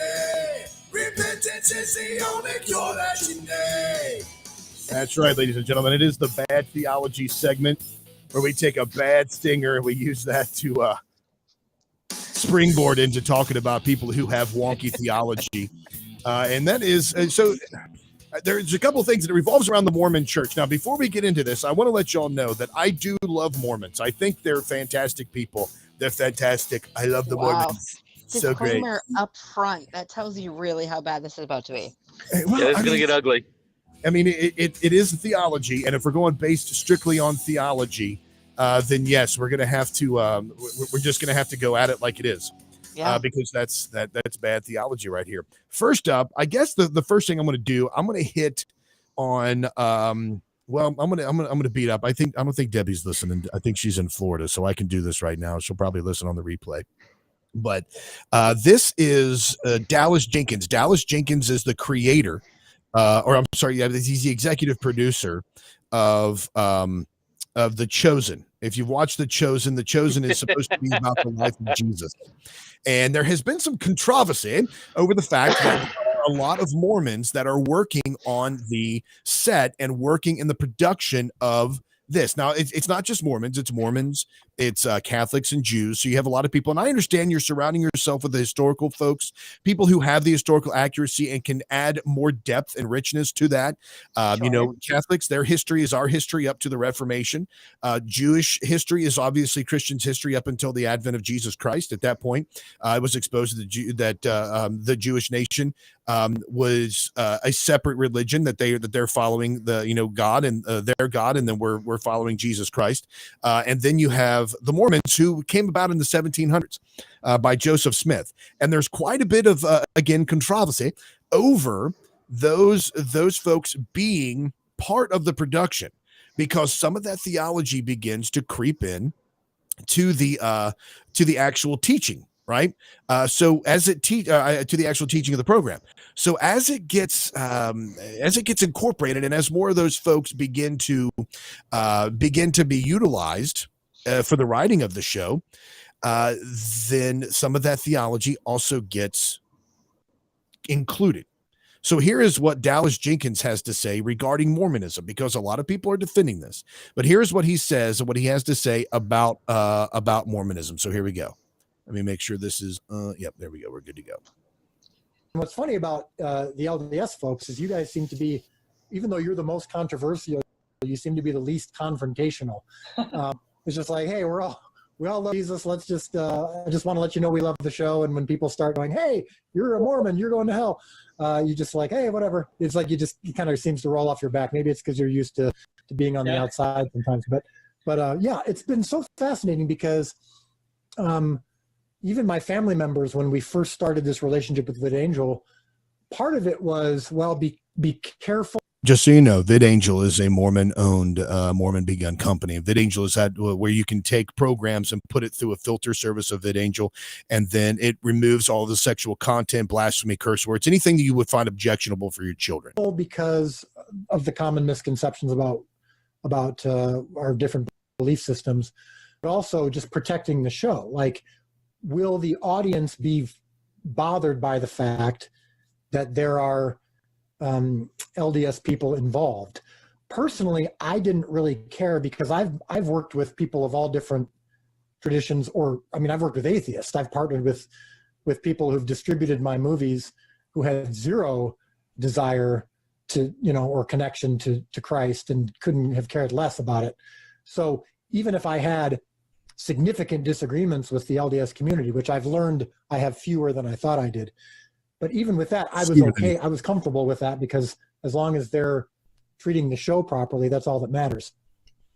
So it's been, I can honestly say it's been one of the top 3 most fascinating and beautiful things about this project has been my growing brother and sisterhood with people of the LDS community that I never would have known otherwise, and learning so much about your faith tradition, and realizing, gosh, for all the stuff that maybe we don't see eye to eye on, that all happened. That's all based on stuff that happened after Jesus was here. The stories of Jesus we do agree on, and we love the same Jesus. That's not something that you often hear. Sometimes it's like, oh, they believe in a different Jesus than we do. Statement. Yeah. No, it's the same. I mean, I'll sink or swim on that statement, and it's controversial, and I don't mind getting criticized at all for the show, and I don't mind being called a blasphemer. I don't like it when my friends are, and I've made it very clear that if I go down, I'm going down swinging, protecting my friends and my brothers and sisters, and so I don't deny we have a lot of theological differences, but we love the same Jesus. And okay, so the concern there that many people don't see is, and the bad theology there is, that Dallas Jenkins says that Christians and Mormons love the same Jesus. And unfortunately, we do not love the same Jesus. There is a distinct difference between who the Jesus Christ of Mormonism is and the Jesus Christ of the Bible. So the concern that people have now, what he said in the early part of that the early part of that video was he's worked with atheists. I understand that he's working with atheists, but atheists, they have an agenda. Yes, I understand that, but you can, when you partner with somebody who has a theological understanding of the same person you're talking about, and then that theology starts to creep into the program as it has done, that's where the danger comes. But the big thing about this, the bad theology about this, is that Dallas Jenkins says that Mormons and Christians worship the same Jesus, and we do not. The Jesus Christ of Mormonism is a created being. The Jesus Christ of the Bible is an eternal being. The Jesus Christ of Mormonism was a human that kept the tenets of the Mormon teaching and became the savior of the planet Earth. In the scriptures, Jesus Christ is God incarnate, God from to yesterday, today, and forever. He was I am. He is I am. He was never created. He does not flow from the creation of God. He was God with God at the beginning.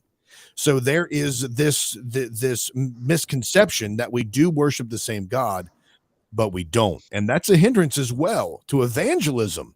Because when you when you go to evangelize another group of people, and this happened to me early on, before I knew the differences and the distinctions.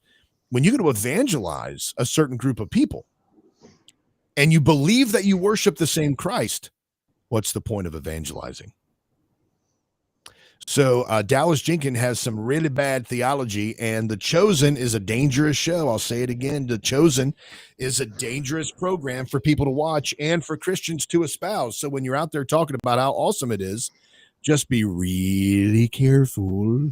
Well, Aaron, one of the things that you said there, and I really have to drive this point home, is, and we talked about this right now. Yeah, and we're talking about this before the show. Anytime somebody says we believe in the same Jesus, my first question is, who are you trying to convince, me or you? Because when you make that statement, obviously there's some reason you're making that statement. Right. There's some type of action. difference. Yeah. Yeah. And so I've heard people argue, well, Muslims and Jews and Christians all have the same idea of Christ. Obviously, we don't. Because if we did, we wouldn't be so diverse. And I'll take it one step further. That's why it's important to know, especially as a Christian, you need to be familiar with the basic tenets of Christian orthodoxy, because that's how you start to splinter off into who are you witnessing to, why are you witnessing to them, and what is the difference and why is the difference. And if you don't mind, I'd like to make a plug for the Evidence Bible, because that has been an invaluable tool for me growing up ever since we first discovered it with Living Waters. That has been an invaluable tool, and I've probably given away 100 of them if I've gotten one, where young Christians are looking for ways to share their faith, and the Evidence Bible is a fantastic commentary on how to share your faith with certain people and why you do it in a particular order and fashion. So the first question I would ask if somebody says we believe in the same Jesus is, who's your Jesus? Yeah. Tell me about your Jesus. Right. Well, how do you mean? How do you mean that? Like, that's what I would ask. How do you mean that? Yeah. So I mean, and there's the danger. By the way, the Evidence Bible is not a sponsor of the program, so don't you ever mention them on this show again. I'm joking. I've trying to get in trouble. God, Brian. Is that payola? Are they paying you under the table? Is Ray Company? I mean, we made it an hour and 45 minutes without you completely screwing up. Now, just bam, there you go. Just thanks. I can disconnect if you like. No. Right in front of the. Hey, I got an idea. I got an idea. I'm gonna yank the wheel, and we're gonna have this fiery crash, and it'll be the best show ever. Oh. Well, we already discussed this, Brian. Like, if you crash, I'm continuing the show. Right. That's the point. Yes, most definitely. Gotcha. Somebody call 911 at least. Give me the courtesy of calling 911. Now, the additional part of this, not only is there a concern about the fact that Dallas Jenkins says that Mormons and Christians worship this same Jesus, but here is this piece of another bad theology in the Mormon church as well. Sorry, all my Mormon friends out there that are listening right now. Mormon church voices support for same-sex marriage law. Salt Lake City, Utah, the Church of Jesus Christ of Latter-day Saints, it said Tuesday it would back proposed federal legislation to safeguard same-sex marriages, marking the latest show of support for the measure from conservative-leaning groups. The nearly 17 million member Utah-based Faith said in a statement that church doctrine would continue to consider same-sex relationships to be against God's commandments, yet it said it would support rights for same-sex couples as long as they didn't infringe upon the religious group's rights to believe as they choose. Right. We believe this approach is the way forward as we work together to preserve the principles and practices of religious freedom together with the rights of LGBTQ individuals. Much can be accomplished to heal relationships and foster great understanding, the church said in a statement. Patrick Mason, a professor of religious studies in Utah State University, said the church's position was both a departure from and continuation of its past stances, respecting laws yet working to safeguard religious liberty and ensuring they won't be forced to perform same-sex marriages or grant them official church sanction. This is part of the church's overall theology, essentially sustaining the law of the land, recognizing what they dictate and enforce for their members in terms of their behavior is different than what it means to be part of a pluralistic society, he said. So here's the concern. Here's where the bad theology here comes in.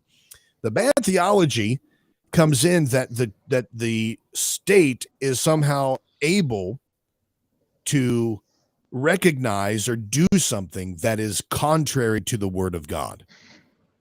Because would the Mormon church say that they would stand up for a right of abortion because they don't want to be told that they can't get an abortion? Would they speak out against the law, against any other law that would violate their conscience, yet to make sure that they're protected? The concern here theologically is that the state should be, the church is the conscience of the state, and the state should only be making and enforcing laws that the scripture says are valid or invalid laws.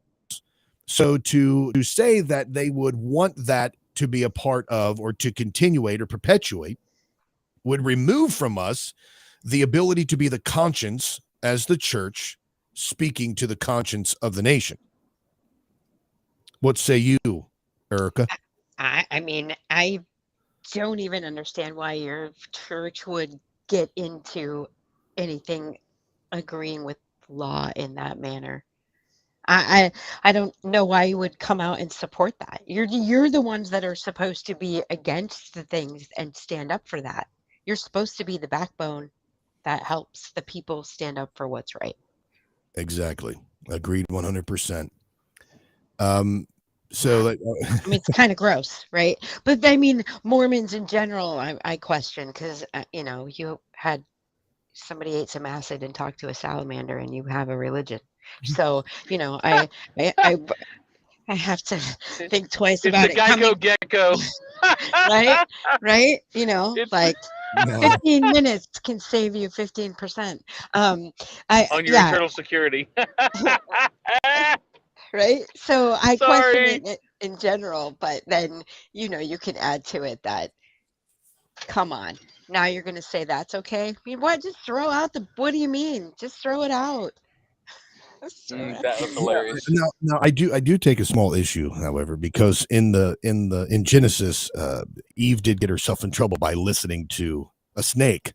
So I guess you could be right on that, Erica. I'm not sure where in Mormon history they got their theology, but about talking to a salamander. The story of John Smith? Oh, you need to here. I'm a salamander? I've never heard of salamander in all my research. I've never heard the salamander part of it. I thought you were being seriously cynical. No, I'm being serious about him going out into the woods and tripping on mushrooms and creating the Mormon faith. But there is some myth to, whether or not there was a salamander involved. I always had an issue with the fact that him and only a very hand-selected few people could read the tablets that he had to put his face into a hat to read. I mean, it was, he used a seer stone and he would literally sit there for hours with his face in a hat, stating what he was reading. And it's, I mean, at least with the Bible, whether you agree or disagree, there's thousands of transcripts and there's thousands of writing documents or sources that can verify at least the progression of history of the Bible, as opposed to what I think it was a total of 12 people that ever saw the golden tablets or ever read the golden tablets. I can't even. Aaron will be banned from all types of things if I really give you my comparison. Mormonism is to blank as, I Erica, mean, it's do bad. it. It's like Scientology. You got to do it. Oh, she Sorry. did it. She Oh, did so it. you're I saying love it. it's like Scientology? Okay. Wow. I love it. That That's is how I pretty feel interesting. about it. Well, I mean, like, Scientology, that's a pay as you go made up Yeah. religion by a science Made up religion by some By a guy who, science fiction author. Yep. Yep. Yeah. right, So right. now, Hey, before he Aaron, let's keeps, start our own Star Trek religion. how about our own Mork and Mindy religion? Let's No, no, bring no, no. everyone together. We'll start a Star Trek, Star Wars religion. Unite the group. Ooh. That's just blasphemy. Unite the clans. Right. Unite them. Unite the clans. I've only been Brian on the this show Bruce. for like a month, and Brian has accused us of blasphemy twice. Well, it's He's got a little bit of a complex, especially today. He's got these glasses on. I don't know if you heard him earlier. I think it was during break. He compared himself to Maverick from Top Gun. I mean, Right? like, yeah. I mean, like, the only reason he wouldn't be Goose is because I don't think that the air chair would be able to thrust him actually out of the airplane. So, Aaron, I got a comment for you, but I'm not going to make it on the air. Oh, shit. come on. That's because you don't have the balls of that other girl earlier. That's I why. see, right? I can drop the Scientology comment, but you're not going to make a joke about Yeah. Aaron on air. I'll Wow. tell you what. It's all on me. Oh, it incites wasn't a you joke. into trouble. It was not a joke. It was an adjective. It was not a joke. We've learned right now that Brian has no testicles. All right, Was sound it- off, break. Go ahead, Erica. Oh, was it smart?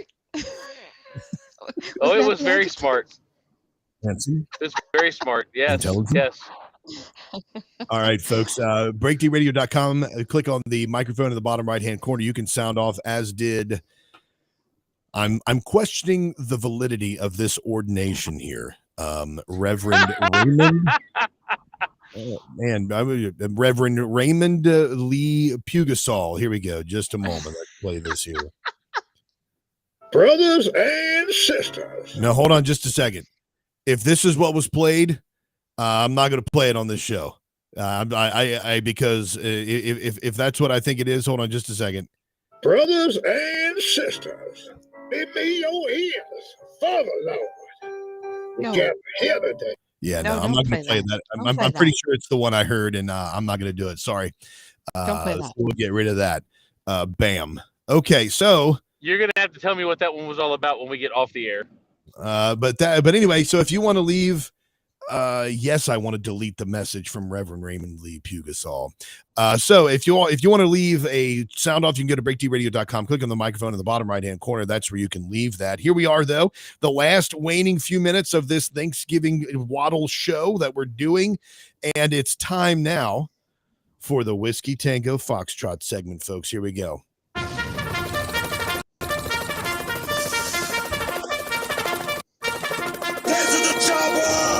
Whiskey Tango Foxtrot. All right, ladies and gentlemen, this is a section of the show where we search the internet to find those things that make us say, what the foxtrot? And we've got a couple of those for us today. Let's see if we can start out with, well, here we go. Here's this interesting one. A pilot takes off, gets in his airplane, does his regular pilot duties, gets in his airplane, takes off, has a heart attack, passed out while taking off from the Chicago O'Hare International Airport, and was later pronounced dead. Officials said on Tuesday the co-pilot took control of the plane and managed to land safely. The incident involved Envoy Air Flight 3556, an Embraer E-175 aircraft, which was scheduled to fly to Columbus, Ohio on Saturday night. The flight was thrown for American Eagle, which, like Envoy Air, is part of American Airlines. We need to return. Captain is incapacitated, the co-pilot told air traffic control just seconds before taking off from Chicago's airport. They did land safely sometime later. Despite heroic efforts to revive him, the captain in training, Patrick Ford, passed away. So, ladies and gentlemen, what the foxtrot while he's taking off? Yeah, during takeoff. Now, I am sure that things like this happen, right? What are the odds? There's X number of flights, there's X number of pilots. What are the odds that how many times a year does a pilot have a life expiring event on the aircraft? It probably happens, right? And it's not all over mainstream media. How many pilots die in the cockpit? Why would you do that? That would cause panic. That's why you have to have two people. And that was part of them, the FAA coming out and saying that they want to propose having one pilot to save cost. What the hell would have just happened to these people if you did that? So two pilots, all right, fine, it happens. What I want to know is, was he vaccinated? Because this stuff is starting to happen and it's not coming out on mainstream media. And you're seeing cab drivers, passengers in cabs where the cab driver has a sudden heart attack and they're involved in a crash. And the passenger's like, my cab driver just had a heart attack. That's not either now it's all of a sudden we're just going to start hearing about it, or now it's a thing. Well, there was there was footage I saw. I don't have it here, but there was footage of a bus driver while driving. He had a heart attack, and because of the convulsions, he punched the gas and ended up crashing into other vehicles. Right. Now, this is happening in large numbers now. Pilots are dying. People are dropping dead. Died suddenly. That's a movie that's got about 6 million views. So, what the Foxtrot? And also, here's a good question for all my dispensational friends out there: if you believe in the rapture, do you think that you should be piloting an airplane? All right, here we go, folks. Here's the next to the Whiskey Tango Foxtrot that we have for today in the waning few moments here. This happened. 11 children collapse at school after playing Ouija board game. A group of children who took part in a Ouija board game were rushed to the hospital after teachers found them passed out in a corridor.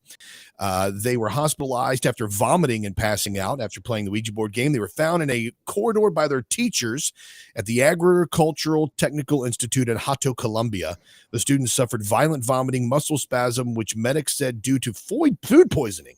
Yeah, it was food poisoning after they just played their Ouija board. How convenient, I say.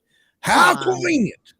Come on. And they're calling it a Ouija board game, Quoty Fingers. Ain't no game about it now. Y'all stay away from them Ouija boards there. Well, it's put out by Milton Bradley for ages 3 and up.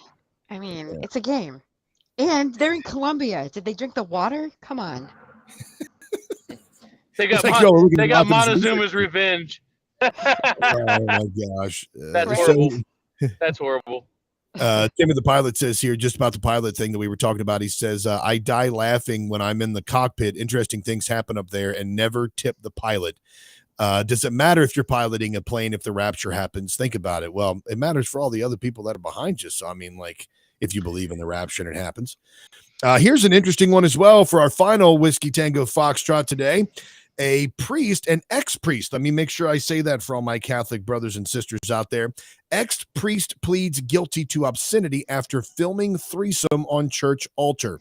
A disgraced Louisiana Catholic priest has pleaded guilty to felony obscenity charge for filming a threesome with 2 dominatrices. Now, if you've ever wondered what the plural of dominatrix is, it's dominatrix. Now you know.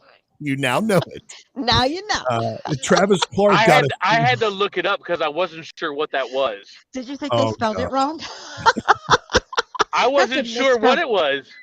Good excuse, Brian. You had to look it up. I love that. For those people that are watching, I'm going to show you this guy's the picture of this priest real quick, just to show you what the dude looks like. But it happened at he was a pastor at St. Peter's and Peter Paul Catholic Church in Pearl River. One night in September 20, when a passerby noticed the lights were on. He was busted while he did it. All right, folks, what the Foxtrot has done. Thank you all so very much for listening to us. Spread like Tim of the Pilot's going to do. And until next time, Christ, supremely valuable. Bye, all.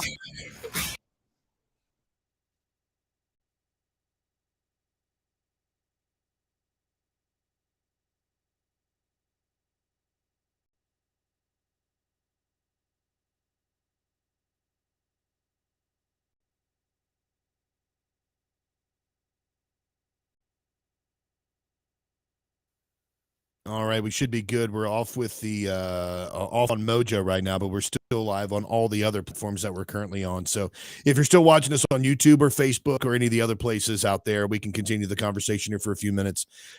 Brian can't really go anywhere, and I'm not sure if Erica has any plans or if she has. I thought you were going to cover the whole thing about the 2 believers being pilots, which I still have not been able to find any kind of like Okay, so So you're saying like two people that believe in the rapture are right, both flying a plane, and right. is that ethical of them No, if no, they no, no, no. believe that at Yes. any There time they was can be raptured out?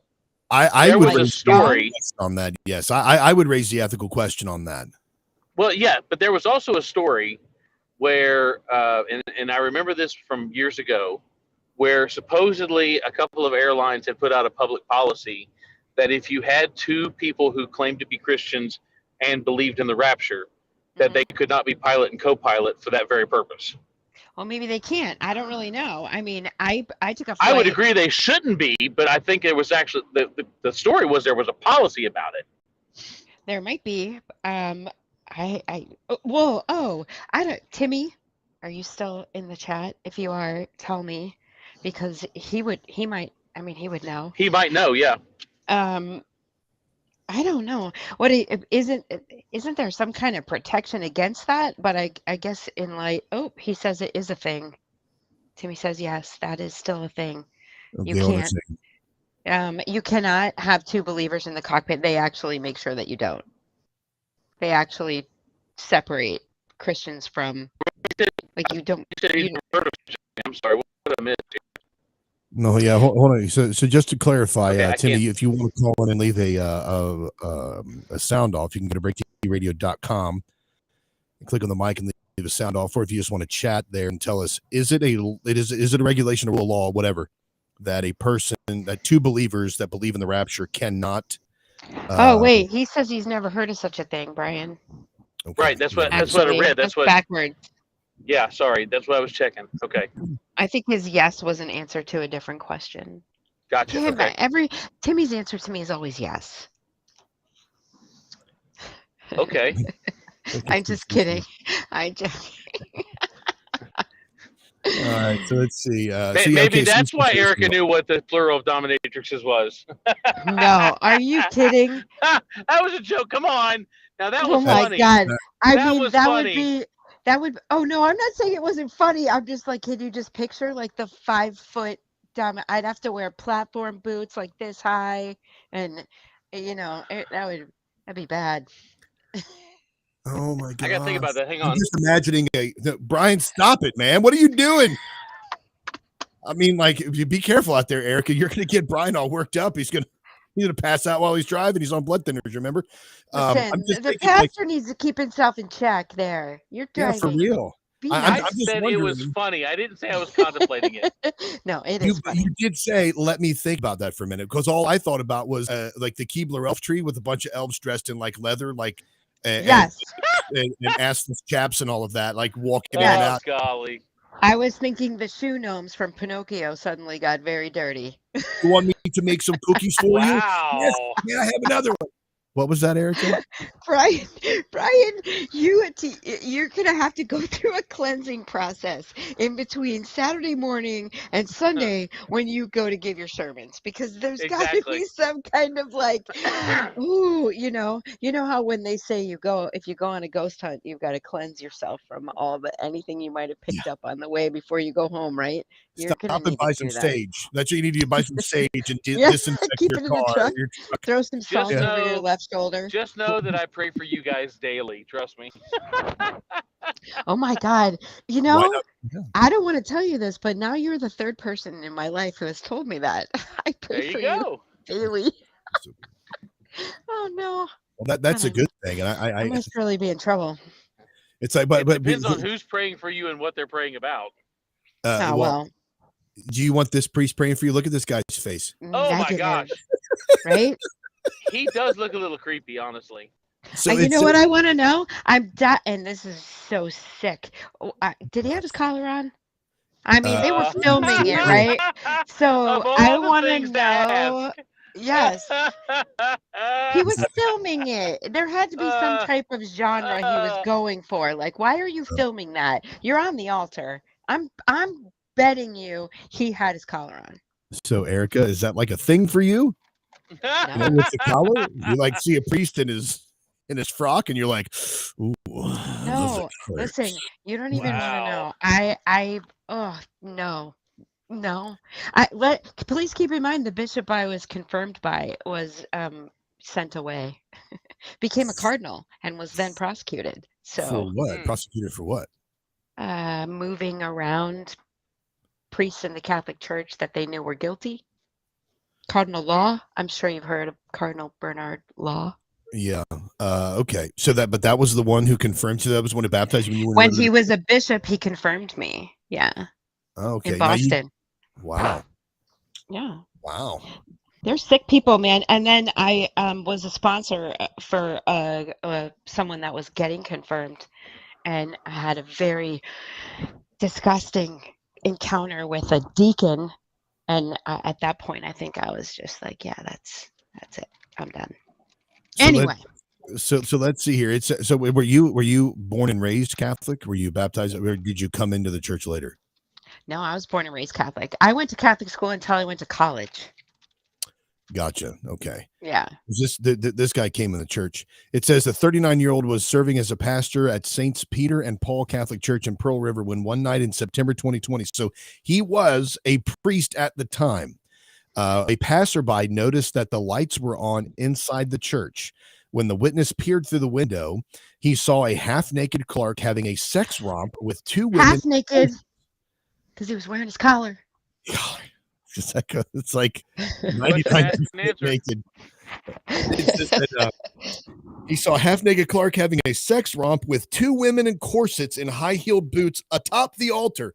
Now you remember Yes. if you know anything about Catholicism, the altar is not like what Baptists or Protestants consider the altar, that little place with the rails where you go and you bend down and you pray. The altar is where they prepare the Eucharist, the body of Christ, where transubstantiation happens.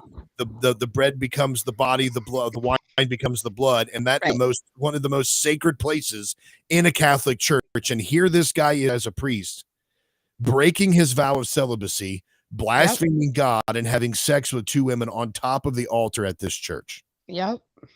This is offensive to me, and I'm not even a Catholic. Look, here's his mugshot. I'm assuming. Yeah, that. Look at the girls. Isn't there they that are. sweet? Look at them. They just look like pleasant ladies, don't they? I mean, was he trying to recreate a Madonna video? What kind of idiot?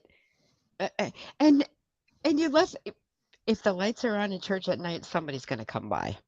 What kind of Madonna are you talking about? Like a prayer? Yeah. I was trying not to say something, Aaron. Sorry. Yeah.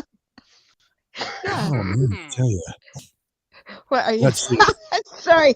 I'm sorry. Did that hurt your Madonna vein? No. I was just trying to think about the last time I saw a Madonna video of her having sex with a priest on an altar. Just trying to remember that one.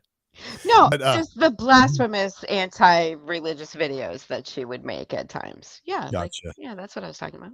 What's funny here underneath the mugshot, it says Clark, who was defrocked after his arrest. Defrocked? I'm pretty sure he was defrocked before his arrest. Only halfway. And during the video, but only halfway. Only halfway though. Right? He was sentenced to 3 years. Now, why would they be sentenced to? I guess because it's at a church. He doesn't own the church, but he was sentenced to 3 years of supervised probation and $1,000 fine. And of course, but the two ladies are professional dominatrices. That's why they were sentenced. It was prostitution. Well, no. Wait, what? Yeah, where did you get to assuming it was prostitution? How'd you get that? Dominatrix. She said they were professional. That means they get paid for it. They get paid for being dominatrices. They don't. That doesn't necessarily mean that there's sex involved. But I'm pretty much taking into account in this case there was, because otherwise what are you just videotaping getting whipped? Come on. Yeah, I mean, because I'm also thinking that because you can have somebody come and dominate you, but not necessarily have sex. Yeah, right. But I don't think that's what his plan was. Timmy the Pilot says here in the comments, aren't we supposed to procreate or give it our best shot? Well, priests, that's kind of the whole point. Priests don't procreate. Priests they take a vow of celibacy. Okay, Brian is knowing informal vows. Catholic knowing about something, procreate. Brian, does not mean have. Well, no, they don't. No, but they do. Come on, let's be honest. Hold on, what did you say, Brian? He said Catholic priests don't procreate. Okay, gotcha. Not all people who are in a pastoral or priesthood role are Catholic. Therefore, we do not all take a vow of celibacy. Correct. That Thing. I understand that. Thanks for mansplaining that to us, Brian. We appreciate that. I wasn't mansplaining it to you. I was mentioning it to Timmy because the point is that even though I'm a pastor and I'm not Catholic, I'm still considered a priest. Oh yes, in title, like you can Right. yes, that Right. you're in the way that you're a leader, that you're the head of the Correct. head of your congregation, that you yes that. But I mean, do people call you a priest? No. Well, actually, all Christians are priests. The Bible says He has made us Correct. kings and priests unto the Lord our God. So we're all priests. We're all saints. If you're a part of Christ, that's going to offend some of the Catholic sensibilities out there by saying that we're all saints. However, the Bible does describe us as saints in the Lord because we've been cleansed from our sins in Jesus Christ. I think Brian has taken like an informal vow of celibacy by this point. Yeah. It's think, not by it. Well, technically, it is by choice, not my choice, but all the women around me. Yes. Listen, don't worry about it. Once we get this dating profile done, we're going to solve that problem. Yeah, when's that going to go live, anyways? I mean, well, come I on, mean, come I on. want. Let's. Do you want me to post it on the Whiskey Tango Foxtrot page, or do you want me to post it on the Lord, on the breakdown page? Because those are two very publish different it far and pages. wide. At this point, those are two very, very different audiences. You're correct. Yes. Right. Yeah. But I'm thinking the profile's gonna say it all, so I don't really know that it matters where we post. I can tell you right now, anything on the Whiskey Tango Foxtrot page, I'm probably going to end up with a Nigerian prince at this point. Oh. Well, you know, Brian. I mean, if No. if you can get taken care of, man, if you can get taken care of, why not? No. You just said they didn't take a vow of celibacy. Yeah, I mean, doesn't just mean I'm going to be boinking a man. Great Google and Noodly, Brian. A little warning on the boinking. Yeah, warn Eric the next time you're going to boink. Okay? Oh I got her. God. That's awesome. I got her. Dang. I'll be right back. You all continue your conversation. Oh, that was awesome. You okay God. over there? Yes, I needed just a little bit of warning on that one. Would have been good. Okay. Good. So let me know when you're gonna let me know when the pastor's gonna bust out the word boink. Okay. Oh my gosh. It takes help, man. I'm telling you. That's awesome. That's awesome. I wonder how they I wonder how they look at it, you know. I wonder how the Mormons look at it. How do you think the Mormons feel about that whole decision? You know, about what particular decision? Like, how do you think they feel about their decision of their church to come out and say that, you know, oh, hey, by the way, we're going to stand behind the same-sex marriage law. How do you think they feel about that? Sorry, I got my mic muted. Here's my thoughts, and maybe I have a little bit different opinion than Aaron. I am the first one to agree, even though I disagree with homosexual relationships and lifestyles. I don't have a problem with the government recognizing same-sex relationships for tax purposes or legal purposes. And here's why. Because to me, the government is not a moral police. But we're not talking about the government recognizing it. I understand. But my point being is that I'm the first one to say that if the government is involved in the in marriages or civil unions or whatever you want to call them, then I don't care what they approve or what they disapprove. It does not change my beliefs. It does not change who I am as a Christian or as Orthodox Christian. And when it comes down to marriage, me and Aaron's had this conversation before. We may even have had it on the breakdown. I'll be the first to tell you, God defined marriage in the beginning, and no man can change what that definition is.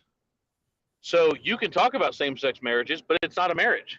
It can't be because it's outside the definition. So you could talk about intergenerational marriages. Guess what? You can't because it's not defined the way God defined it. So What now?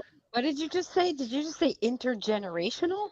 yes, because there's actually a move today where pedophilia is going Oh, to be okay. You're solidified not talking through. about cougars marrying young dudes. Correct. You're talking Correct. about adults marrying children. I was Correct. like, hold on, wait a second. What? You're, Yeah. you're pastor approved, Erica. You're good to go. Okay, you I'm like, continue wait a cougering. minute. No, So no, my that is point being horrible. is Continue being on the prowl. I take a little bit different stance on this than Aaron, because I don't really care what the federal government allows or disallows. I don't think that their moral police or their moral efficacy has anything to do with what I believe or what the Bible teaches.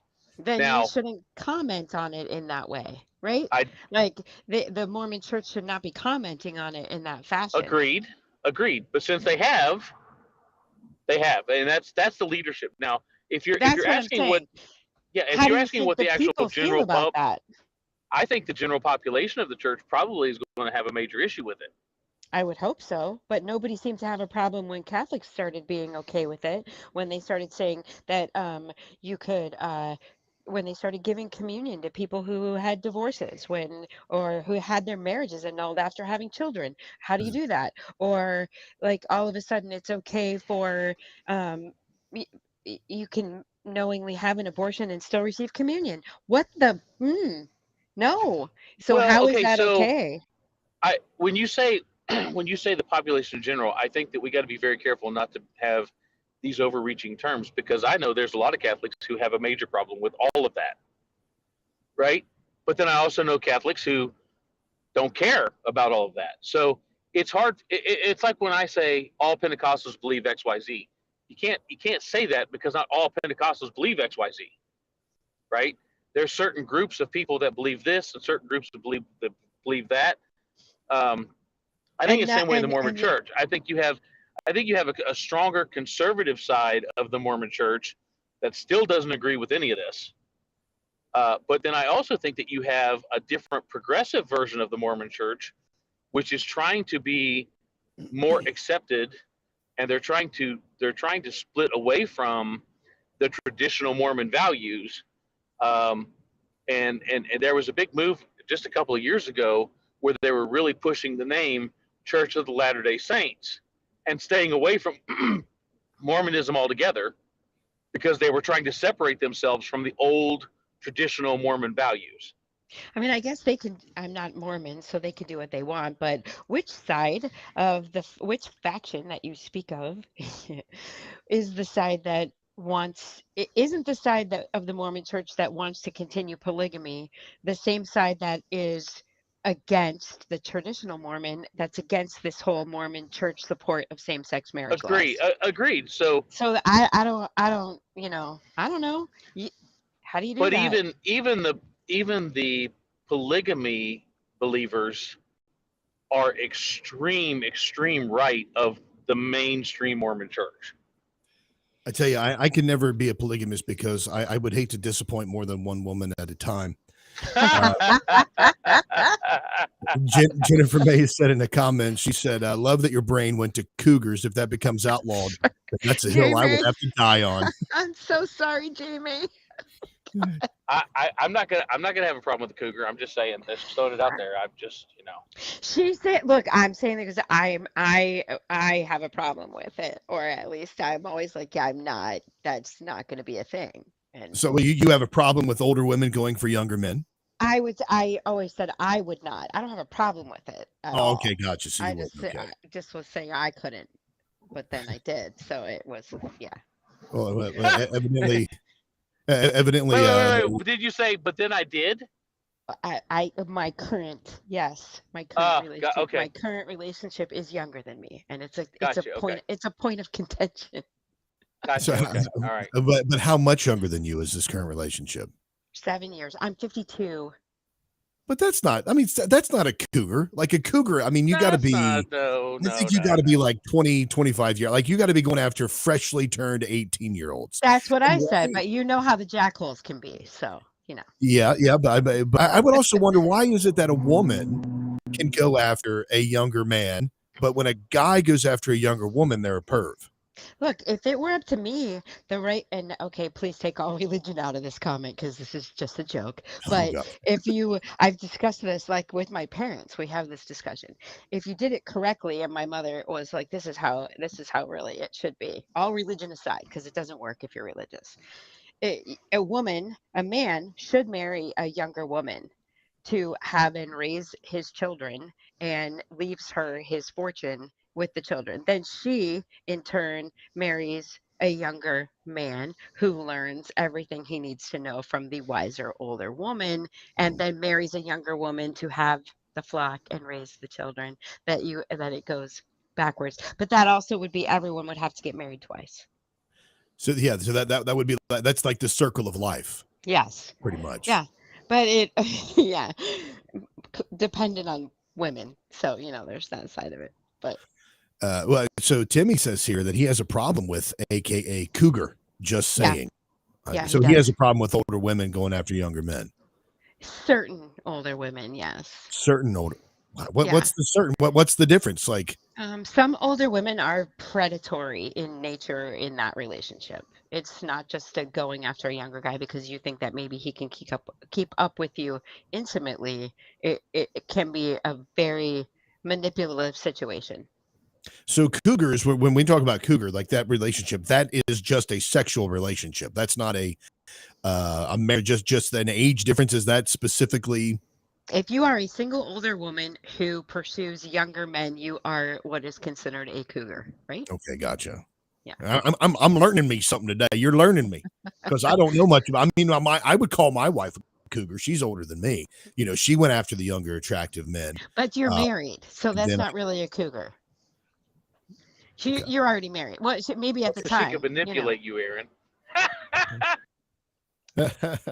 Sorry, that was supposed to be a joke. I didn't. You said that, not me. He said that. I didn't say it. My wife can easily manipulate me if she wanted to. She doesn't, but I mean, she easily could. I mean, every wife manipulates her husband to a certain extent, right? I mean, Wow. Both sides. You know What are we're you still talking live, about? right? No, I'm live. I Every don't care. wife manipulates her husband, and every husband manipulates his wife. That's Yeah. called knowing someone. The longest the thing my wife one of my favorite sayings, and my wife absolutely hates it, is it's easier to get permission than forgiveness. Yeah, that's like And my mom saying, I call your father to tell him the things that you kids did when you were younger. It could be because I knew it would give him the time to cool off. That's manipulation. ooh, okay, that's what you're saying. Yeah. So other comments here. We have Timmy the Pilot saying the current day church is being diluted and acceptance of other values are creeping in. The frog in the pot scenario. Jennifer says if LDS changes positions on subjects, such as this, is a really big deal. They vote as one and they vote how they're told. That's Yep, interesting. that's true. That is true. I know that within the Latter-day Saints church, there are different, like there's very conservative kinds. Like I have a guy that's been a guest on my show a couple of times, and he's a conservative Mormon. And he would disagree with this stance, but he would be between the conservative or the ultra conservative Mormons that would say polygamy should still be something that's allowed. When all these religions, even though the Catholic faith has been around for the longest time, and Rome has stood as the center of the Catholic faith for the longest time, there are still and one of their main points against the Protestants is that there are a blue billion Protestant religions out there, and there's one Catholic faith. However, in every single faith, the Catholic faith, the Christian, the Protestant faith, Mormons, Jehovah's Witnesses, all that stuff, there are different disagreements and different sects, sects. So there are different disagreements and different understandings of particular theology and history. So I mean, it's hard to tell. I mean, this is the mainstream Mormon church that's voting for this or saying this, Yeah. and they're not saying that they agree with same-sex marriage. They're not saying that we agree with it. What they're saying is that it's still, they consider it a sin. It's still wrong according to their religion. But the reason they're supporting this or throwing their weight behind it is because they want to keep religious freedom and freedom itself for everyone, so that they're not forced to perform same-sex relationships or same-sex marriages. Sorry. And in all honesty, Hold Aaron, on, Brian. Hold on, Brian. Erica's about to say something. Sorry. Erica's about to say something. That's okay. It's the only way out of it. It's the only way that they can not truly support it, but allow it, right? I mean, because if they want they can say, well, we're just standing up for everyone's rights. It's not our job to tell everyone. But that's not Mormon. It is their job. And if you don't believe what the Mormons believe, you're going down. I mean, that's all they are, right? I mean, there's no dissent. I believe that there is dissent within the Mormon Church. Publicly? Yeah, I think Yeah, that there is definitely. dissent. Yeah, I mean, it's Latter Day Conservative is a website, and they have a lot of information about the battle raging in heaven, the spiritual battle that's raging. They have a lot of stuff from Ezra Taft Benson, where he wrote about the Constitution being a divine document. They're speaking out against it. Like you would have those Hold on, people. I You have may to not write that hear it down. as much. What's that? I have to write that website down. Hold on. Yeah. Okay, Well, And I it's mean, not. there's you can keep also talking. Go ahead. Yeah, Sorry. it's ladder like Latter, not like I ladder like I LADDER. know how to spell it. what I was going to Linguist. say, Aaron, a second ago was just as you had stepped away a second ago, I had made a similar comment. I don't know that I don't know that I staunchly disagree with the Mormon Church saying that there should be religious freedom. I think there should be freedom across the board. I don't have a problem with a government who doesn't belong in marriage ceremonies to begin with, ordaining or allowing same-sex relationships. Because again, I know you and I differ on this. I don't think the government is the moral police, and whether they allow it or not is not going to change my stance as a Christian or an Orthodox Bible-believing Christian um, to what they allow or what they disallow. Same thing with abortion or anything else. They're going to allow what they're going to allow, and just because they allow it doesn't make it morally correct. And I still have a job as a minister or as a Christian to make sure that the people around me know that it is obviously not in line with Scripture or with my faith if you choose to Then participate in my faith.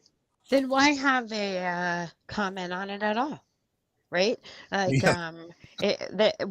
why come out and say at all unless there's some sort of movement for it to be accepted in the Mormon faith? Why would you even insert yourself in it at that point? Well, to answer the question from my personal point of view, the only reason I commented on it was because we talked about the issue Oh, with the no, Mormons. I know you, but I'm But saying the why would Mormon the Church, you're Mormon correct. Why would church, they make that statement? like, I have no idea. it wasn't a solicited thing. They came out and gave their stance Right. on support of this same-sex marriage law. And why? Did someone Because ask them? I mean, they're testing the waters. yeah. This is the slippery slope that churches and religious institutions take as they start to move down a path of total approval.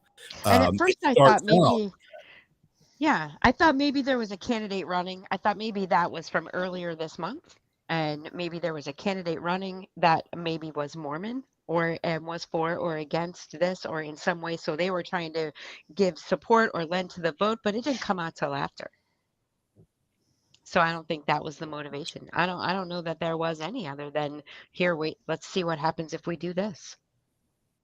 Yeah, it's like, yeah, it is like testing the waters. Now, regarding Brian, whether or not the government is the moral police, I don't think that they're the moral police. That's the church's responsibility to teach to teach morality, to teach biblical principles, etc. The government's responsibility is to enforce when people break laws, but you Yeah, the can't have moral laws. police. That's us. The Christians are the ones who carry that, yes, but the punishment. See, there are different spheres of responsibility within the world. You have the family, the church, and then the government. The government is instructed by the church, but it never takes precedent over the church. Like the church teaches and is the conscience of the government, but the government can never come into the church and tell the church how to administer sacraments or how to teach the Bible. And then the church is there to preach the gospel, administer the sacraments, and carry out the mission of Christ. And then you have the family, which is another sphere of responsibility. And the family is influenced by the church, and the church can tell the family how to raise their, biblically what to do in their family. But the church doesn't come to the parishioner's house and discipline their children. It doesn't come to their house and tell them how to manage their house. It just instructs through the scriptures. And then you have the family responsibility, which is the father over the family and instructing them in the ways and teachings of the Lord. Now, if somebody breaks the law, like murders, the church doesn't punish that person. The government punishes that person. Because that's why in Romans chapter 13 it was instituted, quoting fingers, and we can use the term government very loosely here, but an institution that is used to punish the evildoers. And it says in Romans 13 that they do not bear the sword in vain. So when the government makes laws, you can't have laws without morality. The laws have to come from some basis, some foundation of truth or righteousness. And the only righteousness and truth that we have is the scriptures. So that's why it's wrong to murder. That's why it's wrong to commit perjury. That's why it's wrong to steal. That's why it's wrong to commit adultery, etc. And then the government has laws that punish those people and enforce those things when they break that. But Aaron, isn't there a plethora of laws that have no moral foundation? Yeah. I mean, more than a plethora. I mean, I'm sorry, seatbelt. Yeah. That has no moral foundation to it whatsoever, but I can still be fined by the government for not wearing it. And that's why it's an unconstitutional, immoral law. It's amoral. I understand, but my point, I guess my point is I agree with you that the government is there to ensure the following of laws in our society. But unfortunately, our society does not have the foundation of a moral mandate for the laws that they enforce. Well, I'm not saying this is how it is. Okay, and I'm not gotcha. saying Okay. that. My bad. Yeah, I'm saying this is how it should be. We don't live in a society where the government is doing. Otherwise, we wouldn't have this discussion over same-sex marriages, quoting fingers, because the government has no right. Biblically, the government has no right to talk about or to have any part in marriage. Because that's a sacrament. Okay. That's a sacrament. So when the government says, okay, we're going to institute this and say it's marriage and you have to come to us to get a blood test, you have to do all this, the church should stand up and say, that's not your role. That's not your responsibility. That is our role and our responsibility. Marriage is a spiritual thing created by God, instituted by him. We will define what that is. The government doesn't define what the gospel is. The church defines what the gospel is through the scriptures. So and I agree with all that. Okay. So it's not like I'm saying that this is the way it is, because obviously it's not the way it is, Right, okay. Okay. So yeah. So it is. I'm not sure how much longer you all want to go on like this, but I got about another hour before I get home, so we're good. Yeah, he could talk forever. I get it. I'm gonna go. All right, good deal. Well, hey, everybody that's listening in the chat, we greatly appreciate you hanging out with us. We appreciate also if you would share the show, tell everybody about it. Go to breakdradio.com and leave your sound off there. We can play it next week, or just go on over there, browse all of the awesome programs that we've already done, and share those with everybody that's out there. Again, to everybody in the chat, thanks for joining us. Jennifer May, Tim of the Pilot, Big Country, Kinsey, and earlier we had Grumpy that said he was in there, a little bit of Doug talking, all those folks. Thank you very much. We hope you had a fantastic Turkey Day. Brian, be safe. All right. We'll talk to you all. Bye, guys. See ya. Maverick out. Oh, my gosh.